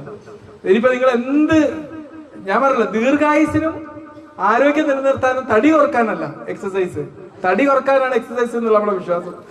അത് അല്ല. എക്സസൈസ് ആ ഒരു മീഡിയം ലെവലിൽ ഒരു അരമണിക്കൂറെങ്കിലും ഓരോ ദിവസം ചെയ്തു എന്നുള്ളത് നമ്മൾ നിർബന്ധമായിട്ട് ഉറപ്പാക്കണം. കുറച്ച് പ്രത്യേകിച്ച് ഒന്ന് കുന്നൊക്കെ കയറാൻ പറ്റുമെങ്കിൽ കയറാൻ നോക്കുക. നിങ്ങളെ ഈ ഗ്രാമീണ സൗന്ദര്യമൊക്കെ ശരിക്കും ഉപയോഗപ്പെടുത്തുക. ആസ്വദിക്കല്ലേ? ഉപയോഗപ്പെടുത്തിയിട്ട് ആസ്വദിക്കാം അല്ലേ? അപ്പൊ ഒരു അരമണിക്കൂർ, ഇതാണ് മിനിമം ഡോസ് എക്സസൈസ്. ഇനി 10 മിനിറ്റ് എക്സസൈസ് ചെയ്താൽ പോലും നമുക്ക് അതിൻ്റെ ഒരു ഗുണം കിട്ടുന്നതാണ്. പ്രത്യേകിച്ച് നിങ്ങൾ ഇപ്പോൾ ഒരു 2.5 മണിക്കൂർ ഫിലിം കാണുകയാണെങ്കിൽ ചിലപ്പോൾ കുത്തി ഇരുന്ന് കണ്ടിരുന്നു പോകും. ഇന്നൊക്കെ കുട്ടികളൊക്കെ പ്രത്യേകിച്ച് ഒരു മൊബൈലിൽ ഗെയിമൊക്കെ കളിച്ചാൽ അങ്ങോട്ട് അവരെന്നെ അറിയുന്നില്ല എത്ര സമയമായിരിക്കും അവരിങ്ങനെ ഇരുന്ന് ഇതാവുന്നതെന്നുള്ളത്. അതിൻ്റെ ഇടയിലൊക്കെ മൂവ് ചെയ്യാൻ വേണ്ടി നമ്മൾ ബോധപൂർവം തന്നെ നമ്മൾ തീരുമാനിക്കണം. സ്ട്രെസ് മാനേജ്മെന്റ് വളരെ ഇമ്പോർട്ടൻ്റ് ആണ്. നമുക്ക് സ്ട്രെസ് ഉണ്ടാക്കിയ സാഹചര്യങ്ങളെ കുറിച്ച് ചിന്തിക്കുന്നതിനും അതിന് സൊല്യൂഷനും കണ്ടെത്തുക എന്നുള്ളതിന് നമ്മൾ ഇത് സമ്മർദ്ദം പേറി നടക്കണമെന്നൊന്നുമില്ല. ജീവിതം പ്രശ്നങ്ങളില്ലാത്തൊരു ജീവിതമുള്ള ആരെങ്കിലും ഉണ്ടോ അവിടെ? പണ്ടൊരു കവി പ്രശ്നങ്ങളില്ലാത്ത, അല്ലേ മാഷ, പ്രശ്നങ്ങളില്ലാത്ത ഒരാളെ അന്വേഷിച്ച് പോയപ്പം അയാൾക്ക് അവസാനം കണ്ടെത്തി സൈക്കാട്രി വാർഡില് മുഴുവൻ ഭ്രാന്തായി കിടക്കുന്ന ഒരാളാണ്. അയാൾക്കാണ് പ്രശ്നമില്ലാത്തത്. ബാക്കി എല്ലാവർക്കും പ്രശ്നങ്ങൾ ഉണ്ടാവും. ഒരു പ്രശ്നം തീരുന്നത് അടുത്തത് തുടങ്ങാൻ വേണ്ടി, അല്ലാണ്ട് അങ്ങനെ പ്രശ്നം തീർന്നിട്ട് സമാധാനത്തോടെ ജീവിക്കണം എന്ന് പറഞ്ഞു കഴിഞ്ഞാൽ അത് നടക്കൂല. നമ്മളുടെ കാലാവസ്ഥയായിട്ട് നമ്മൾ സാഹചര്യങ്ങളിലോട്ട് പോവാം. പണ്ടൊരു ദിവസം ഒരു പ്രളയം ഉണ്ടായ സമയത്ത് ഞാനൊരു ചിരിച്ച പോസ്റ്റ് ഇട്ടപ്പോൾ ഒരുപാട് പേര് ചെറി പറഞ്ഞു എന്നോട്. ഞാൻ പറഞ്ഞു, അങ്ങനെയാണ് ഒരു ഡോക്ടർക്ക് എന്നാ ചിരിക്കാൻ സമയം കിട്ടാന്ന്. കാരണം നമുക്കൊരു മാസം 20ഉം 25ഉം മരണങ്ങളൊക്കെ നമ്മൾ കാണേണ്ടി വരും. ഒരുപാട് പേരെ ദുഃഖങ്ങൾ കാണേണ്ടി വരും. അങ്ങനെയാണ് ഡോക്ടർക്ക് ചിരിക്കാൻ സമയം ഉണ്ടാവില്ല. മനസ്സിലായില്ല? അതേപോലെ പ്രശ്നങ്ങൾ, പ്രതിസന്ധികൾ, അതിന് വേണ്ടിയിട്ടുള്ള സഹായങ്ങൾ ഇതൊക്കെ നമ്മൾ ചെയ്തുകൊണ്ടിരിക്കുമ്പോഴും അതിനർത്ഥം ഇതിന്റെ ഒക്കെ പേരിൽ ഞാൻ പത്രം വായിക്കാറില്ല, TV ന്യൂസും കാണാറില്ല. എന്നാൽ ഞാൻ വായിക്കാറുണ്ട്, ഇഷ്ടം പോലെ വായിക്കാറുണ്ട്. എൻ്റെ മെഡിക്കൽ ജേർണൽസ്, ഒരുപാട് സൈക്കോളജി ജേർണൽസ്, പിന്നെ പാട്ടുകൾ ഇഷ്ടംപോലെ കേൾക്കും. ഇതൊക്കെ ചെയ്യും. പത്രം ഞാൻ വായിക്കാറില്ല. എന്നിട്ട് നിങ്ങൾ അടുത്ത ആഴ്ച വന്ന് ചോദിക്കുക കഴിഞ്ഞ ആഴ്ച നാട്ടിൽ എന്താ സംഭവിച്ചതെന്നുള്ളത് ദിവസം മുഴുവനും വായിച്ച ഒരാളോട് എന്നോടും ചോദിച്ചു നോക്കി. രണ്ടാൾക്കും പറയാനുള്ളത് ഹെഡ്ലൈൻ ആയിട്ടുള്ള 2-3 കാര്യം. അത് എനിക്കും അറിയണ്ടാവും, ഓർക്കും അറിയണ്ടാവും. ശരിക്കും നമ്മൾ വെറുതെ വേസ്റ്റ് ആക്കുകയാണ്. നമ്മൾ തലയിൽ ഉള്ള സമ്മർദ്ദങ്ങൾ ഉണ്ടാക്കിയെടുക്കുക. പ്രത്യേകിച്ച് രാവിലെ നമ്മുടെ മലയാളികളുടെ ഒരു വലിയ അഭിമാനത്തോട് പറഞ്ഞൊരു കൾച്ചറുണ്ട്, ഒരു ചായയും ഒരു പത്രവും വേണം. അത് ശരിക്കും ഏറ്റവും മോശം കൾച്ചറാണ്. രാവിലെ ഒന്നുകിൽ ബാലരമ വായിക്കാം, അല്ലെങ്കിൽ വല്ല ബോബനും മോളിയും വായിക്കാം, അല്ലാണ്ട് പത്രം അങ്ങനത്തെ എന്തെങ്കിലുമൊക്കെ വായിക്കാം. അല്ല, കാരണം മായാവിന്റെ ഒക്കെ കഥ വായിക്കുമ്പോൾ നമുക്ക് ചിരി വരും. ഞാൻ എപ്പോഴും ഞാൻ ഹോസ്പിറ്റലിൽ ഇപ്പൊ പത്രം ഇടാറില്ല. ഞാൻ പറഞ്ഞ പത്രം ഹോസ്പിറ്റലിൽ ഇടരുത്, അല്ലെ തന്നെ സമ്മർദ്ദമായിട്ട് വരുന്ന ആൾക്കാരാണ്. വേണമെങ്കിൽ വല്ല ബാലരമ പൂമ്പാറ്റയൊക്കെ ഇട്ടോളി. കാരണം എന്താ പറയുക, നമ്മുടെ തലച്ചോറിൽ വരുന്ന ഇൻഫർമേഷൻസിനനുസരിച്ച് നമ്മുടെ തലച്ചോറ് ഓരോ ചിന്തകളും ഉണ്ടാക്കും. അതിനനുസരിച്ച് നമ്മൾ അറിയാതെ ഒരുപാട് എമോഷൻസ് വരും. ഈ എമോഷൻസ് എന്ന് പറഞ്ഞാൽ നമ്മുടെ ബോഡിയിൽ നിന്ന് വരുന്നതാണ്. ഇപ്പൊ ഒരു സമ്മർദ്ദങ്ങൾ ഉണ്ടാകുന്ന സമയത്ത് നമുക്കറിയാം നമ്മുടെ ബോഡിയിൽ എന്തൊക്കെ മാറ്റങ്ങളാണ് വരിക, അല്ലേ മാഷെ? അല്ലെ? ഒരുപാട് ചേഞ്ചുകൾ വരും. ഒരു സ്ട്രെസ് ഇപ്പൊ പലപ്പോഴും ചില ആൾക്കാർ വരും നല്ല അപസ്മാരൊക്കെ ആയിട്ട് വരും. നമ്മളാകെ വട്ടം കറങ്ങി നിൽക്കും. കാരണം പേഷ്യന്റിനെ കൊണ്ടുവരുന്ന ആൾക്കാർ ആകെ പേടിച്ചിരിക്കുക. ഡോക്ടർക്ക് ഒന്നും ചെയ്യാനില്ലാടാ. ഡോക്ടർ ഒരു ഗ്ലൂക്കോസ് കയറ്റും, അത്ര. അല്ലാതെ ഇപ്പൊ എന്ത് ചെയ്യാനാ? ഒന്നും ചെയ്യാനില്ല. രോഗം ഉണ്ടെങ്കിലല്ല നമ്മൾ ചികിത്സിക്കാൻ പറ്റുള്ളൂ. അവിടെ ഒരു ശാരീരികമായിട്ടുള്ള രോഗമല്ല, മാനസികമായിട്ടുണ്ടായ ഒരു പ്രശ്നം. ചിലപ്പോൾ ഒരു പ്രേമം പിടിച്ചതായിരിക്കും, ചിലപ്പോൾ നാളത്തെ പരീക്ഷനെ കുറിച്ചുള്ള ടെൻഷനായിരിക്കും. ഇതിന്റെ പേരിൽ സമ്മർദ്ദം വന്നപ്പം ആ സമ്മർദ്ദം ശരീരത്തിൽ നിന്നുള്ള ഒരുപാട് ഹോർമോൺസ് പ്രൊഡ്യൂസ് ചെയ്തപ്പം അത് ശരീരത്തിൽ നിന്നുള്ള റിയാക്ഷൻ ആയിട്ട് കൊണ്ട് വരികയാണ്. അപസ്മാരമായിട്ട് തോന്നുമ്പോൾ അപസ്മാരത്തിന്റെ ചികിത്സ അവിടെ ആവശ്യമില്ല, അവിടെ ഒന്നിന്റെ ആവശ്യമില്ല. നെഞ്ചുവേദന ആയിട്ട് വരും. ഡോക്ടറെ നിങ്ങൾ എന്താ ചെയ്യുന്നത്? ഞങ്ങൾ ഒരു സ്വസ്ഥത ഇല്ലെങ്കിൽ ഞങ്ങൾ വേഗം എന്ത് ചെയ്യുന്നറിയോ? നമ്മൾ ചെയ്യുന്ന ഒരു പരിപാടി വേറെ വലിയൊരു ഹോസ്പിറ്റലിലേക്കൊക്കെ റെഫർ ചെയ്യും. അത് എന്തിനാണെന്നറിയോ? അസുഖം സീരിയസ് ആയിട്ടല്ല, ഈ ബൈസ്റ്റാൻഡർമാർ നമുക്ക് സ്വൈര്യം തരാത്തോണ്ട് അവിടെ പോയി അവർ ICUവിൽ അങ്ങ് കെടുത്തു. ഇവർക്ക് കാണാൻ പറ്റില്ലല്ലോ പിന്നെ. കാരണം ആ സമയത്ത് നമുക്ക് പേടി രോഗിന്റെ കാര്യത്തിലല്ല, ആൾക്കാരാകെ വെറീഡാവും. അപ്പൊ ഒന്ന് ആലോചിച്ച് നോക്കണം, നമ്മളൊരു സമ്മർദ്ദം ഉണ്ടാവുമ്പോൾ നമ്മുടെ ശരീരത്തിൽ എത്ര മാറ്റം ഉണ്ടാവുന്നു എന്നുള്ളത്. അപ്പം ഈ മാനസിക സമ്മർദ്ദങ്ങൾ നിങ്ങളെ വീട്ടിലോ എവിടെയെങ്കിലും പ്രശ്നങ്ങൾ ഉണ്ടെങ്കിൽ ആ പ്രശ്നങ്ങൾ ഈ സമ്മർദ്ദങ്ങളായി നിൽക്കേണ്ട കാര്യമില്ല. അതിന് പരിഹാരം കാണേണ്ടതിന് പരിഹാരം കാണാം. ഇപ്പൊ ഒരാൾക്ക് വൈകുന്നേരം ഫോൺ ചെയ്യാനുണ്ട്, അയ്യോ ഞാൻ മറന്നു പോകുമെന്ന് വിചാരിക്കരുത്. ഒരു പേനയും പേപ്പർ വെച്ചിട്ട് ആ പ്രശ്നം അവിടെ എഴുതി വെക്കുക. എന്നിട്ട് മൊബൈലിൽ എന്തോ അലാറം വെക്കുക, എത്ര സമയത്ത് ഓർമ്മിപ്പിക്കാൻ വേണ്ടിയിട്ട് ഇന്ന സ്ഥലത്തുണ്ട്, അത് ഓർമ്മിപ്പിച്ച് തന്നോളൂ. നമ്മൾ വെറുതെ തലയിൽ വെക്കേണ്ട ആവശ്യമില്ല. ആൽബർട്ട് ഐൻസ്റ്റീന് സ്വന്തം വീടിന്റെ നമ്പർ ഓർമ്മയില്ലായിരുന്നു. അത് വെച്ചാൽ അത് ബുദ്ധിയില്ല എന്നാണ് അർത്ഥം ആണോ?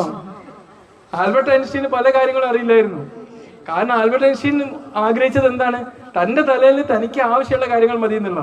ഞാൻ പത്രം വായിക്കുന്നില്ല അതിന്റെ അർത്ഥം ഞാൻ വായിക്കുന്നില്ല എന്നില്ല. ഒരുപാട് വായിക്കുന്ന ഒരാളാണ് ഞാൻ. നമ്മുടെ ജീവിതകാലം മുഴുവനും ഇപ്പോഴും പഠിക്കുന്ന ആൾക്കാരാണുള്ളത്. നിങ്ങൾ പഠിക്കലുണ്ടോ? ഒരിക്കലും നമ്മളൊരു കോഴ്സോട് അവസാനിക്കേണ്ട ഒന്നല്ല നമ്മളെ ഡിഗ്രികൾ എന്ന്. പഠനം എന്ന് പറഞ്ഞാൽ ഒരു കോഴ്സോട് അവസാനിക്കേണ്ടതല്ല. നമ്മളെ ബ്രെയിൻ എന്നും യങ്ങായി നിൽക്കണമെങ്കിൽ, നമുക്ക് വാർദ്ധക്യം വരാതിരിക്കണമെങ്കിൽ, നമുക്ക് എന്നും ബയോളജിക്കലി ഫിക്സ് ചെയ്തിരിക്കണമെങ്കിൽ നമ്മൾ പഠിച്ചുകൊണ്ടിരിക്കണം. കോഴ്സുകൾ ഒന്നിന്റെ അവസാനമല്ല, അതോടെ പെൻഷൻ ആകുക എന്നുള്ള ഒന്നിന്റെ അവസാനമല്ല. അത് കണ്ടിന്യൂസ് ലേണിംഗ് ഒരു എക്സസൈസ് ആണ്. ഇപ്പൊ 2024 വരാൻ പോവാണ്. തീരുമാനിക്കാം. നിങ്ങൾക്ക് അക്കാഡമിക് നോളജിന്റെ കൂടെ തന്നെ വേറെ എന്തെങ്കിലും പുതിയ വേണമെങ്കിൽ നിനക്ക്. ഞാൻ കഴിഞ്ഞ ദിവസം ഒരു വ്ളോഗ് ചെയ്ത സമയത്ത് അവിടെ പല ഭാഷകളിലും പാടുന്ന ഒരാളെ കാണാൻ പറ്റി. പല ഭാഷകളിലും പാടി, 22 ഭാഷയിലൊക്കെ പാട്ട് പാടും. അവിടെ മേപ്പാടം എന്ന് പറഞ്ഞ സ്ഥലത്ത്. ഞാൻ എന്ത് ചെയ്ത്, ഇവന് ഫുട്ബോളിനോട് ക്രേസി മൂത്തപ്പം പാട്ട് പാടൽ നിർത്തി. അങ്ങനെ ഇവന് പാട്ട് പാടി ഞാനത് യൂട്യൂബില് ഫേസ്ബുക്കിലിട്ട് അവിടെ വൈറലായി. 12 ലക്ഷം ആൾക്കാർ കണ്ട്, വേറെ നാട്ടുകാർ വരെ വിളിച്ചു ഓന്റെ പാട്ട് കേട്ടിട്ട്. ഇപ്പൊ പാടാൻ തുടങ്ങി. പിന്നെ കലപ്പോല് ഫുട്ബോളിൽ കളിച്ച് കുറച്ച് ഇഞ്ചുറിയും കുടുങ്ങി, ഇപ്പൊ വീണ്ടും പാടാൻ തുടങ്ങി. മനസ്സിലായില്ലേ? അപ്പൊ പലതും പുതിയത് ഇങ്ങനെ പഠിക്കാൻ നോക്കാം. ഏറ്റവും നല്ലത് നമുക്ക് ഏജിങ് ഹാൾട്ട് ചെയ്യാൻ ഏറ്റവും നല്ലൊരു കാര്യം പുതിയ ഭാഷ പഠിക്കുക എന്നുള്ളതാണ്. ഞാനും ഇങ്ങനെ വിചാരിക്കലുണ്ട്. ഇപ്പൊ ഒരുപാട് ബംഗാളികളൊക്കെ വരലുണ്ടല്ലോ, ബംഗാളി ഭാഷ പഠിക്കണം എന്നിങ്ങനെ വിചാരിക്കാം. നമുക്ക് ഉപകാരമാണ്. നല്ല ജപ്പാനീസ് ഭാഷ പഠിക്കാൻ വേണ്ടി പുറപ്പെട്ടിരുന്നു. ജപ്പാനീസ് ഭാഷ പഠിച്ചിട്ട് പ്രത്യേകിച്ച് കാര്യമല്ലെങ്കിൽ അതുകൊണ്ട് ഉപകാരമൊന്നും ഉണ്ടാവില്ല. പക്ഷെ തലച്ചോറിന് ഉപകാരം ഉണ്ടാവും ഏത് ഭാഷ പഠിച്ചാലും. അപ്പൊ ഇങ്ങനെ വിചാരിക്കാൻ ബംഗാളി ഭാഷ പഠിക്കണം എന്നുള്ള ഒരു തയ്യാറെടുപ്പിലാണ് ഈ 2024 ഞാൻ. അതുപോലെ എന്തെങ്കിലുമൊക്കെ പുതിയത് പഠിക്കാൻ നോക്കുക. നമ്മുടെ ആ ഒരു ഫീൽഡിലുള്ള പഠനത്തോടൊപ്പം തന്നെ മറ്റു കാര്യങ്ങളും കണ്ടിന്യൂസ് ആയിട്ട് ലേൺ ചെയ്യുക. അതെപ്പോഴും നല്ല ഹെൽപ്ഫുൾ ആണ്.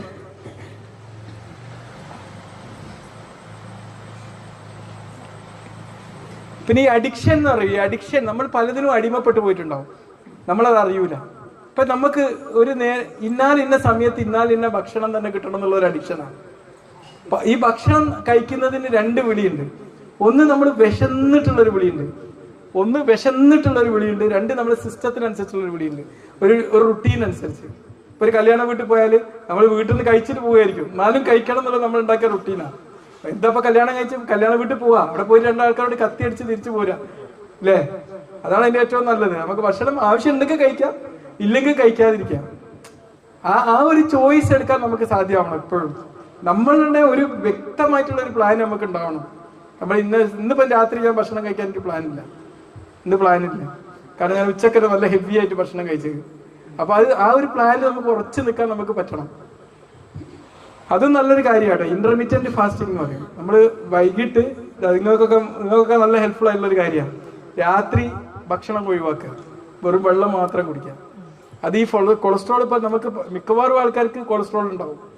അല്ലെങ്കിൽ ഫാറ്റ് ഉണ്ടാവും. ഇതിപ്പോൾ കത്തിച്ച് കളയാൻ പറ്റുന്ന ഏറ്റവും നല്ലൊരു സൊല്യൂഷനാണ് ഇന്റർമീഡിയറ്റ് ഫാസ്റ്റിംഗ്. ആഴ്ചയിൽ 2-3 രാവിലെ ഒരു വൈകുന്നേരം 4 മണി തൊട്ട് 8 മണി വരെ, അല്ലെങ്കിൽ ഒരു 6 മണി തൊട്ട് 8 മണി വരെ വെറും വെള്ളം മാത്രം കുടിക്കുക. ഇവര് നമ്മളെ ഒരു ABC ജ്യൂസ് സ്ഥിരം കഴിക്കുന്ന ഒരാളാണ്. നമ്മൾ പണ്ട് വീഡിയോ ഇട്ട് അവരെ മോനും നമ്മളടുത്തൊരു ചങ്കാണ് അല്ലേ, ഓനാണ് ഇത് ഒന്നായിട്ട് പലയിടത്തും പറഞ്ഞു കൊടുത്തത് ABC ജ്യൂസ് ഒക്കെ. ABC ജ്യൂസ് എന്ന് പറഞ്ഞാൽ നല്ല ആരോഗ്യത്തിന് വളരെ ഉപകാരപ്രദമായിട്ടുള്ള ജ്യൂസാണ്. ഇത് ഉണ്ടാക്കി കഴിച്ചത് മൂപ്പര കേട്ടോ, ഞാൻ ഉണ്ടാക്കാൻ പറഞ്ഞിട്ടേ ഉള്ളൂ. ആപ്പിള്, ബീട്രൂട്ട്, ക്യാരറ്റ്, പിന്നെ കുറച്ച് ഇഞ്ചിയും ചെറുനാരങ്ങയും അതിട്ടിട്ട് ഉണ്ടാക്കുന്ന ജ്യൂസാണ്. വളരെ ഹെൽത്തിന് നല്ലൊരു ഹെൽപ്ഫുൾ ആയിട്ടുള്ള ജ്യൂസാണ്. പിന്നെ നിങ്ങൾ ടേസ്റ്റ് കൂട്ടാൻ വേണ്ടി തേൻ ഒഴിക്കും അല്ലേ, തേൻ ഒഴിക്കും. അങ്ങനെ ചിലർ ടേസ്റ്റ് കൂട്ടാൻ വേണ്ടി അത് ആഡ് ചെയ്യുന്നുണ്ട്, അത് നല്ലതാണ്. അപ്പൊ രാത്രി എന്തെങ്കിലുമൊക്കെ ഒന്ന് ഇങ്ങനെ ഭക്ഷണം കഴിക്കുക.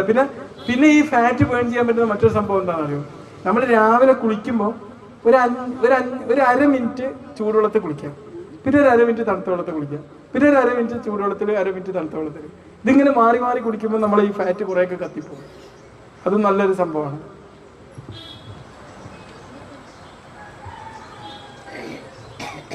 ഉറക്കം വളരെ നിർബന്ധമാണ്. നല്ല യങ്ങായി നിൽക്കണമെങ്കിൽ ഉറങ്ങിയേ പറ്റൂ അല്ലേ. 7 മണിക്കൂർ എന്തായാലും ഉറങ്ങണം. അതിലൊരു എക്സ്ക്യൂസും ചെയ്യരുത്. മൊബൈൽ ഫോണുകൾ ഇതൊക്കെ നമ്മളെ കിടക്കുന്ന സ്ഥലത്ത് അത് ഓഫ് വെക്കണം. പ്രത്യേകിച്ച് രാത്രിയൊക്കെ എഴുന്നേറ്റ് മൊബൈൽ യൂസ് ചെയ്യുന്നവരാണെങ്കിൽ ഈ ഡിജിറ്റൽ ഡീടോക്സ് എന്നൊക്കെ പറഞ്ഞിട്ടുള്ള ആപ്പ് ഉണ്ട്, അത് വെച്ച്. ഇപ്പം എൻ്റെ ഫോൺ എനിക്ക് രാത്രി 10:30 ആയി കഴിഞ്ഞാൽ അത് ഓഫായി പോകും. പിന്നെ ഞാൻ തുറക്കണമെങ്കിൽ ഞാൻ 75 രൂപ കമ്പനിക്ക് അടക്കണം. അത്ര റിസ്ക് എടുത്തിട്ട് ഞാനത് ഓണാക്കാറില്ല. ഈ ഡിജി ഡീടോക്സ് എന്ന് പറഞ്ഞൊരു ആപ്പാണ്, അതാണ് ഞാൻ ചെയ്ത് വെക്കുന്നത്. അപ്പോൾ നമ്മൾ എന്ത് അത് കഴിഞ്ഞാൽ പിന്നെ നമ്മൾ തുറക്കൂല. അത് രാവിലെ 4:15 വരെ ഉണ്ടാവും. അത് ഞാൻ സ്ഥിരം ഉപയോഗിക്കൽ ഈ ഒരു ഫോണാണ്. ആ ഫോണിലാണ് അത് ചെയ്തു വെച്ചത്. മറ്റേ ഫോൺ ഞാൻ അധികം ഉപയോഗിക്കാറില്ല. എല്ലാവരും ഐഫോണാണ് ഉപയോഗിക്കുന്നത്, പക്ഷെ ഞാൻ ഐഫോൺ അധികം ഉപയോഗിക്കാറില്ല. ഫോൺ ചെയ്യാൻ ഉപയോഗിക്കാറുണ്ട് അല്ലേ. ഇവർക്കൊക്കെ ഐഫോൺ എന്ന് പറയുമ്പോൾ ഭയങ്കര ഇഷ്ടമായിരിക്കും അല്ലേ, പിള്ളേർക്കൊക്കെ ഭയങ്കര ഇഷ്ടമാണ്. പക്ഷെ എനിക്ക് യൂസർ ഫ്രണ്ട്ലി ആയിട്ട് ഇതാ തോന്നാറുള്ളത്. അല്ല, പ്രായം കൂടുമ്പോൾ ഉറക്കം കുറയാനുള്ള കാരണം എന്ന് പറഞ്ഞാൽ ഒന്നും മാനസിക സമ്മർദ്ദങ്ങളാണ് ഉറക്കം ഇല്ലാതാക്കുന്നത്. സ്ട്രെസ് റെഡ്യൂസ് ചെയ്താലും രാവിലെ പ്രോപ്പർ വ്യായാമം ചെയ്താലും എക്സസൈസ് നമ്മൾ ഉറങ്ങുന്നതിന് തൊട്ട് മുമ്പ് എക്സസൈസ് ചെയ്യരുത്. ഒരു വൈകിട്ട് ഒരു എക്സസൈസ് ഒക്കെ ചെയ്താൽ നമുക്ക് ഉറക്കം കിട്ടും. പിന്നെ സ്ട്രെസ് മാനേജ്മെന്റ് ടെക്നിക്സ് നോക്കുക. നമ്മൾ വല്ലാണ്ട് ഉറക്കം വരാതിരിക്കുമ്പോൾ നമുക്ക് മൈൻഡ്ഫുൾനെസ് പ്രാക്ടീസ് ചെയ്യാം.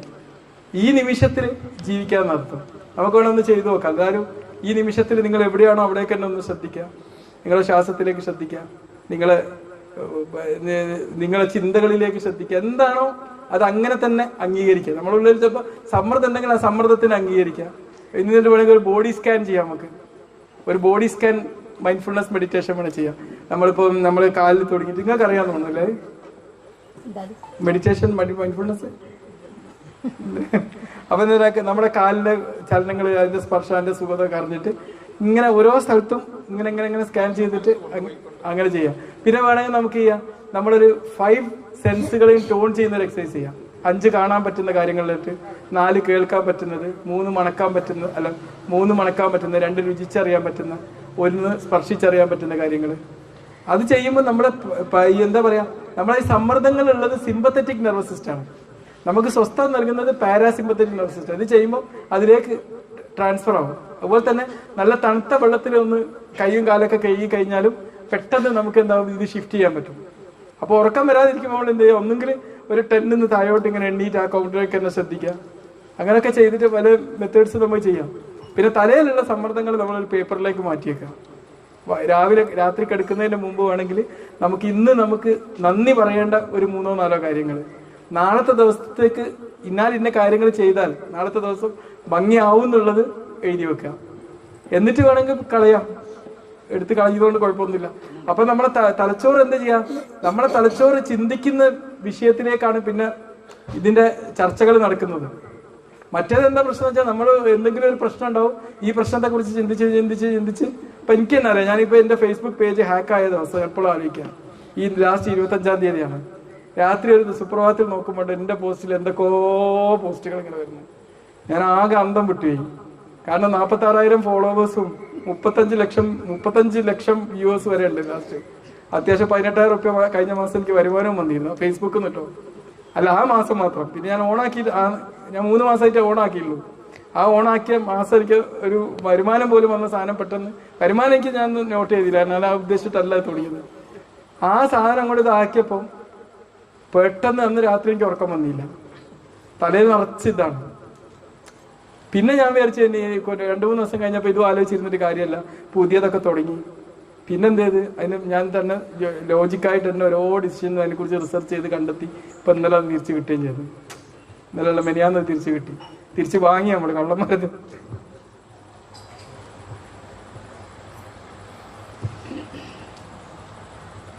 ഇനി കഴിയാൻ പോവാണ്. നമ്മൾ ശരിക്കും ഭക്ഷണം ആരോഗ്യത്തിന് വേണ്ടി കഴിക്കുക, നന്നായിട്ട് മൂവ് ചെയ്യുക, പിന്നെ ലൈഫ് എൻജോയ് ചെയ്യാം. ഇനി നിങ്ങൾക്ക് ചെയ്യാൻ പറ്റുന്ന ഒരു എക്സസൈസ്, ഇത് ഏത് പ്രായത്തിലുള്ളവർക്ക് എപ്പോഴും ചെയ്യാൻ പറ്റുന്ന എക്സസൈസ് ആണ് തൈച്ചി എന്ന് പറയും. തൈച്ചി എക്സസൈസ് എന്ന് കേട്ടില്ലേ? തായ്ച്ചി എന്ന് പറഞ്ഞാൽ വളരെ സ്ലോലി ഇങ്ങനെ ചെയ്യുന്ന ഒരു എക്സസൈസ് ആണ്. പക്ഷെ അതുകൊണ്ട് നമുക്ക് ഒരുപാട് ഉപകാരം ഉണ്ടാവും. ഒന്ന് നമ്മുടെ ഇതിങ്ങനെ ഇങ്ങനെ സ്ലോലി ചെയ്യുന്നതാണ്. യൂട്യൂബിൽ നോക്കിയാൽ കാണാം. തായ്ച്ചി എക്സസൈസ് ഒരു ചൈനീസ് ട്രഡീഷണൽ എക്സസൈസ് ആണ്.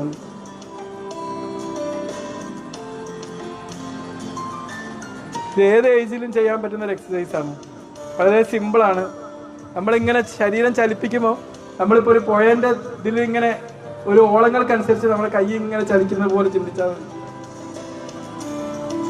അത് യൂട്യൂബിൽ നോക്കിയാൽ കിട്ടും കേട്ടോ, ഇഷ്ടം പോലെ.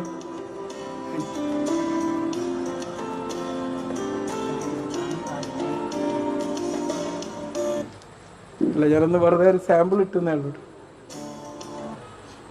ഏതായാലും നമുക്ക് മുമ്പിൽ പുതിയൊരു വർഷം കിടക്കുകയാണ്. 1-ാം തീയതി ആരും തീരുമാനം എടുത്താൽ ആരും രക്ഷപ്പെട്ടിട്ടില്ല. പക്ഷെ ഇന്ന് തീരുമാനം എടുത്താൽ നിങ്ങൾ രക്ഷപ്പെടും. ഇന്ന് തൊട്ട് തന്നെ നിങ്ങൾ തീരുമാനിക്കുക, ഞാൻ എല്ലാ ദിവസവും വ്യായാമം ചെയ്യും, ആരോഗ്യപരമായിട്ടുള്ള ഭക്ഷണം കഴിക്കുള്ളൂ, ഫ്രൂട്ട്സ് ആൻഡ് വെജിറ്റബിൾസ്, അതുപോലെ തന്നെ വെള്ളം ഇതൊക്കെ ധാരാളം കുടിക്കും, ശരിയായ രീതിയിൽ ഉറങ്ങും. എൻ്റെ ആരോഗ്യം തന്നെയാണ്, ഞാൻ തന്നെയാണ് ലോകത്തെ ഏറ്റവും വലിയ സൂപ്പർ സ്റ്റാർ എന്ന് ചിന്തിക്കാം. മോഹൻലാലോ മമ്മൂട്ടിയോ അമിതാഭ് ബച്ചനോ അല്ല സൂപ്പർ സ്റ്റാർ, അല്ലേ? നമ്മൾ ഓരോരുത്തരുമാണ്. അവർ സൂപ്പർ സ്റ്റാർ ആയത് നമ്മളിവിടെ ഉള്ളതുകൊണ്ടാണ്. അവർ സൂപ്പർ സ്റ്റാർ എന്ന് വ്യാഖ്യാനിക്കുന്നത് നമ്മുടെ പെർസെപ്ഷനാണ്. അപ്പൊ ഏറ്റവും ഇമ്പോർട്ടന്റ് നമ്മൾ ഓരോരുത്തരുടെ ആരോഗ്യമാണ്. എല്ലാവരും ഞാൻ എല്ലായിടത്തും പറയുന്ന കാര്യമാണ്, എല്ലാവരും ഉറക്കം എന്ന് പറയും, എനിക്ക് എന്നെ ഇഷ്ടമാണ്. നിങ്ങളെ തന്നെ ആരെങ്കിലും ചെയ്താൽ മതി. എനിക്ക് എന്നെ തന്നെ ഇഷ്ടമാണെന്ന് പറഞ്ഞാൽ മതി. അതെ അതെ, ഐ ലവ് മൈസെൽഫ്. ഈ ലവ് ആണ് ഏറ്റവും വേണ്ടത്. ഈ ലവ് ആണ് പലർക്കും ഇല്ലാത്തത്. പലപ്പോഴും കൗമാരപ്രായക്കാർക്കൊക്കെ ഈ ലവ് ഇല്ലാത്തതിന്റെ ഒരു ഫോൾട്ട് കാണാറുണ്ട്. ഈ സ്വന്തത്തോടുള്ള ഇഷ്ടമില്ലാത്തതുകൊണ്ടാണ് ഏതെങ്കിലും പ്രേമത്തിന്റെ പേരിൽ ഒളിച്ചോടുന്നതും, അല്ലെ? ഏതെങ്കിലും പ്രേമത്തിന്റെ പേരിൽ ജീവിതം അവസാനിപ്പിക്കാനൊക്കെ ശ്രമിക്കുന്നത് സ്വന്തത്തോട് ഇഷ്ടമല്ലായിട്ട്. സ്വന്തത്തോട് ഇഷ്ടമുള്ള ഒരാൾക്ക് ചെയ്യാൻ പറ്റൂല. എപ്പോഴും നമ്മുടെ ലൈഫ് വെർത്ത്ഫുൾ ആണ്. നമ്മളോടുള്ള ഇഷ്ടം ഭദ്രമാക്കണമെങ്കിൽ നമ്മൾ ഈ പറഞ്ഞ ജീവിതശൈലി എല്ലാം കറക്റ്റായിട്ട് ഫോളോ ചെയ്താലേ ആ ഇഷ്ടത്തിന്റെ പേരാണ് നമ്മുടെ ഹെൽത്ത് പരിപാലിക്കുക എന്നുള്ളത്. അത് നമ്മുടെ സോഷ്യൽ ഹെൽത്ത് ആണെങ്കിലും, നമ്മുടെ ശാരീരിക ആരോഗ്യമാണെങ്കിലും, നമ്മുടെ വൈകാരിക ആരോഗ്യമാണെങ്കിലും, നമ്മുടെ സ്പിരിച്വൽ ഹെൽത്ത് ആണെങ്കിലും എല്ലാം അത് പെർഫെക്റ്റ് ആയിട്ട് നീക്കുക. മനസ്സിലായില്ലേ?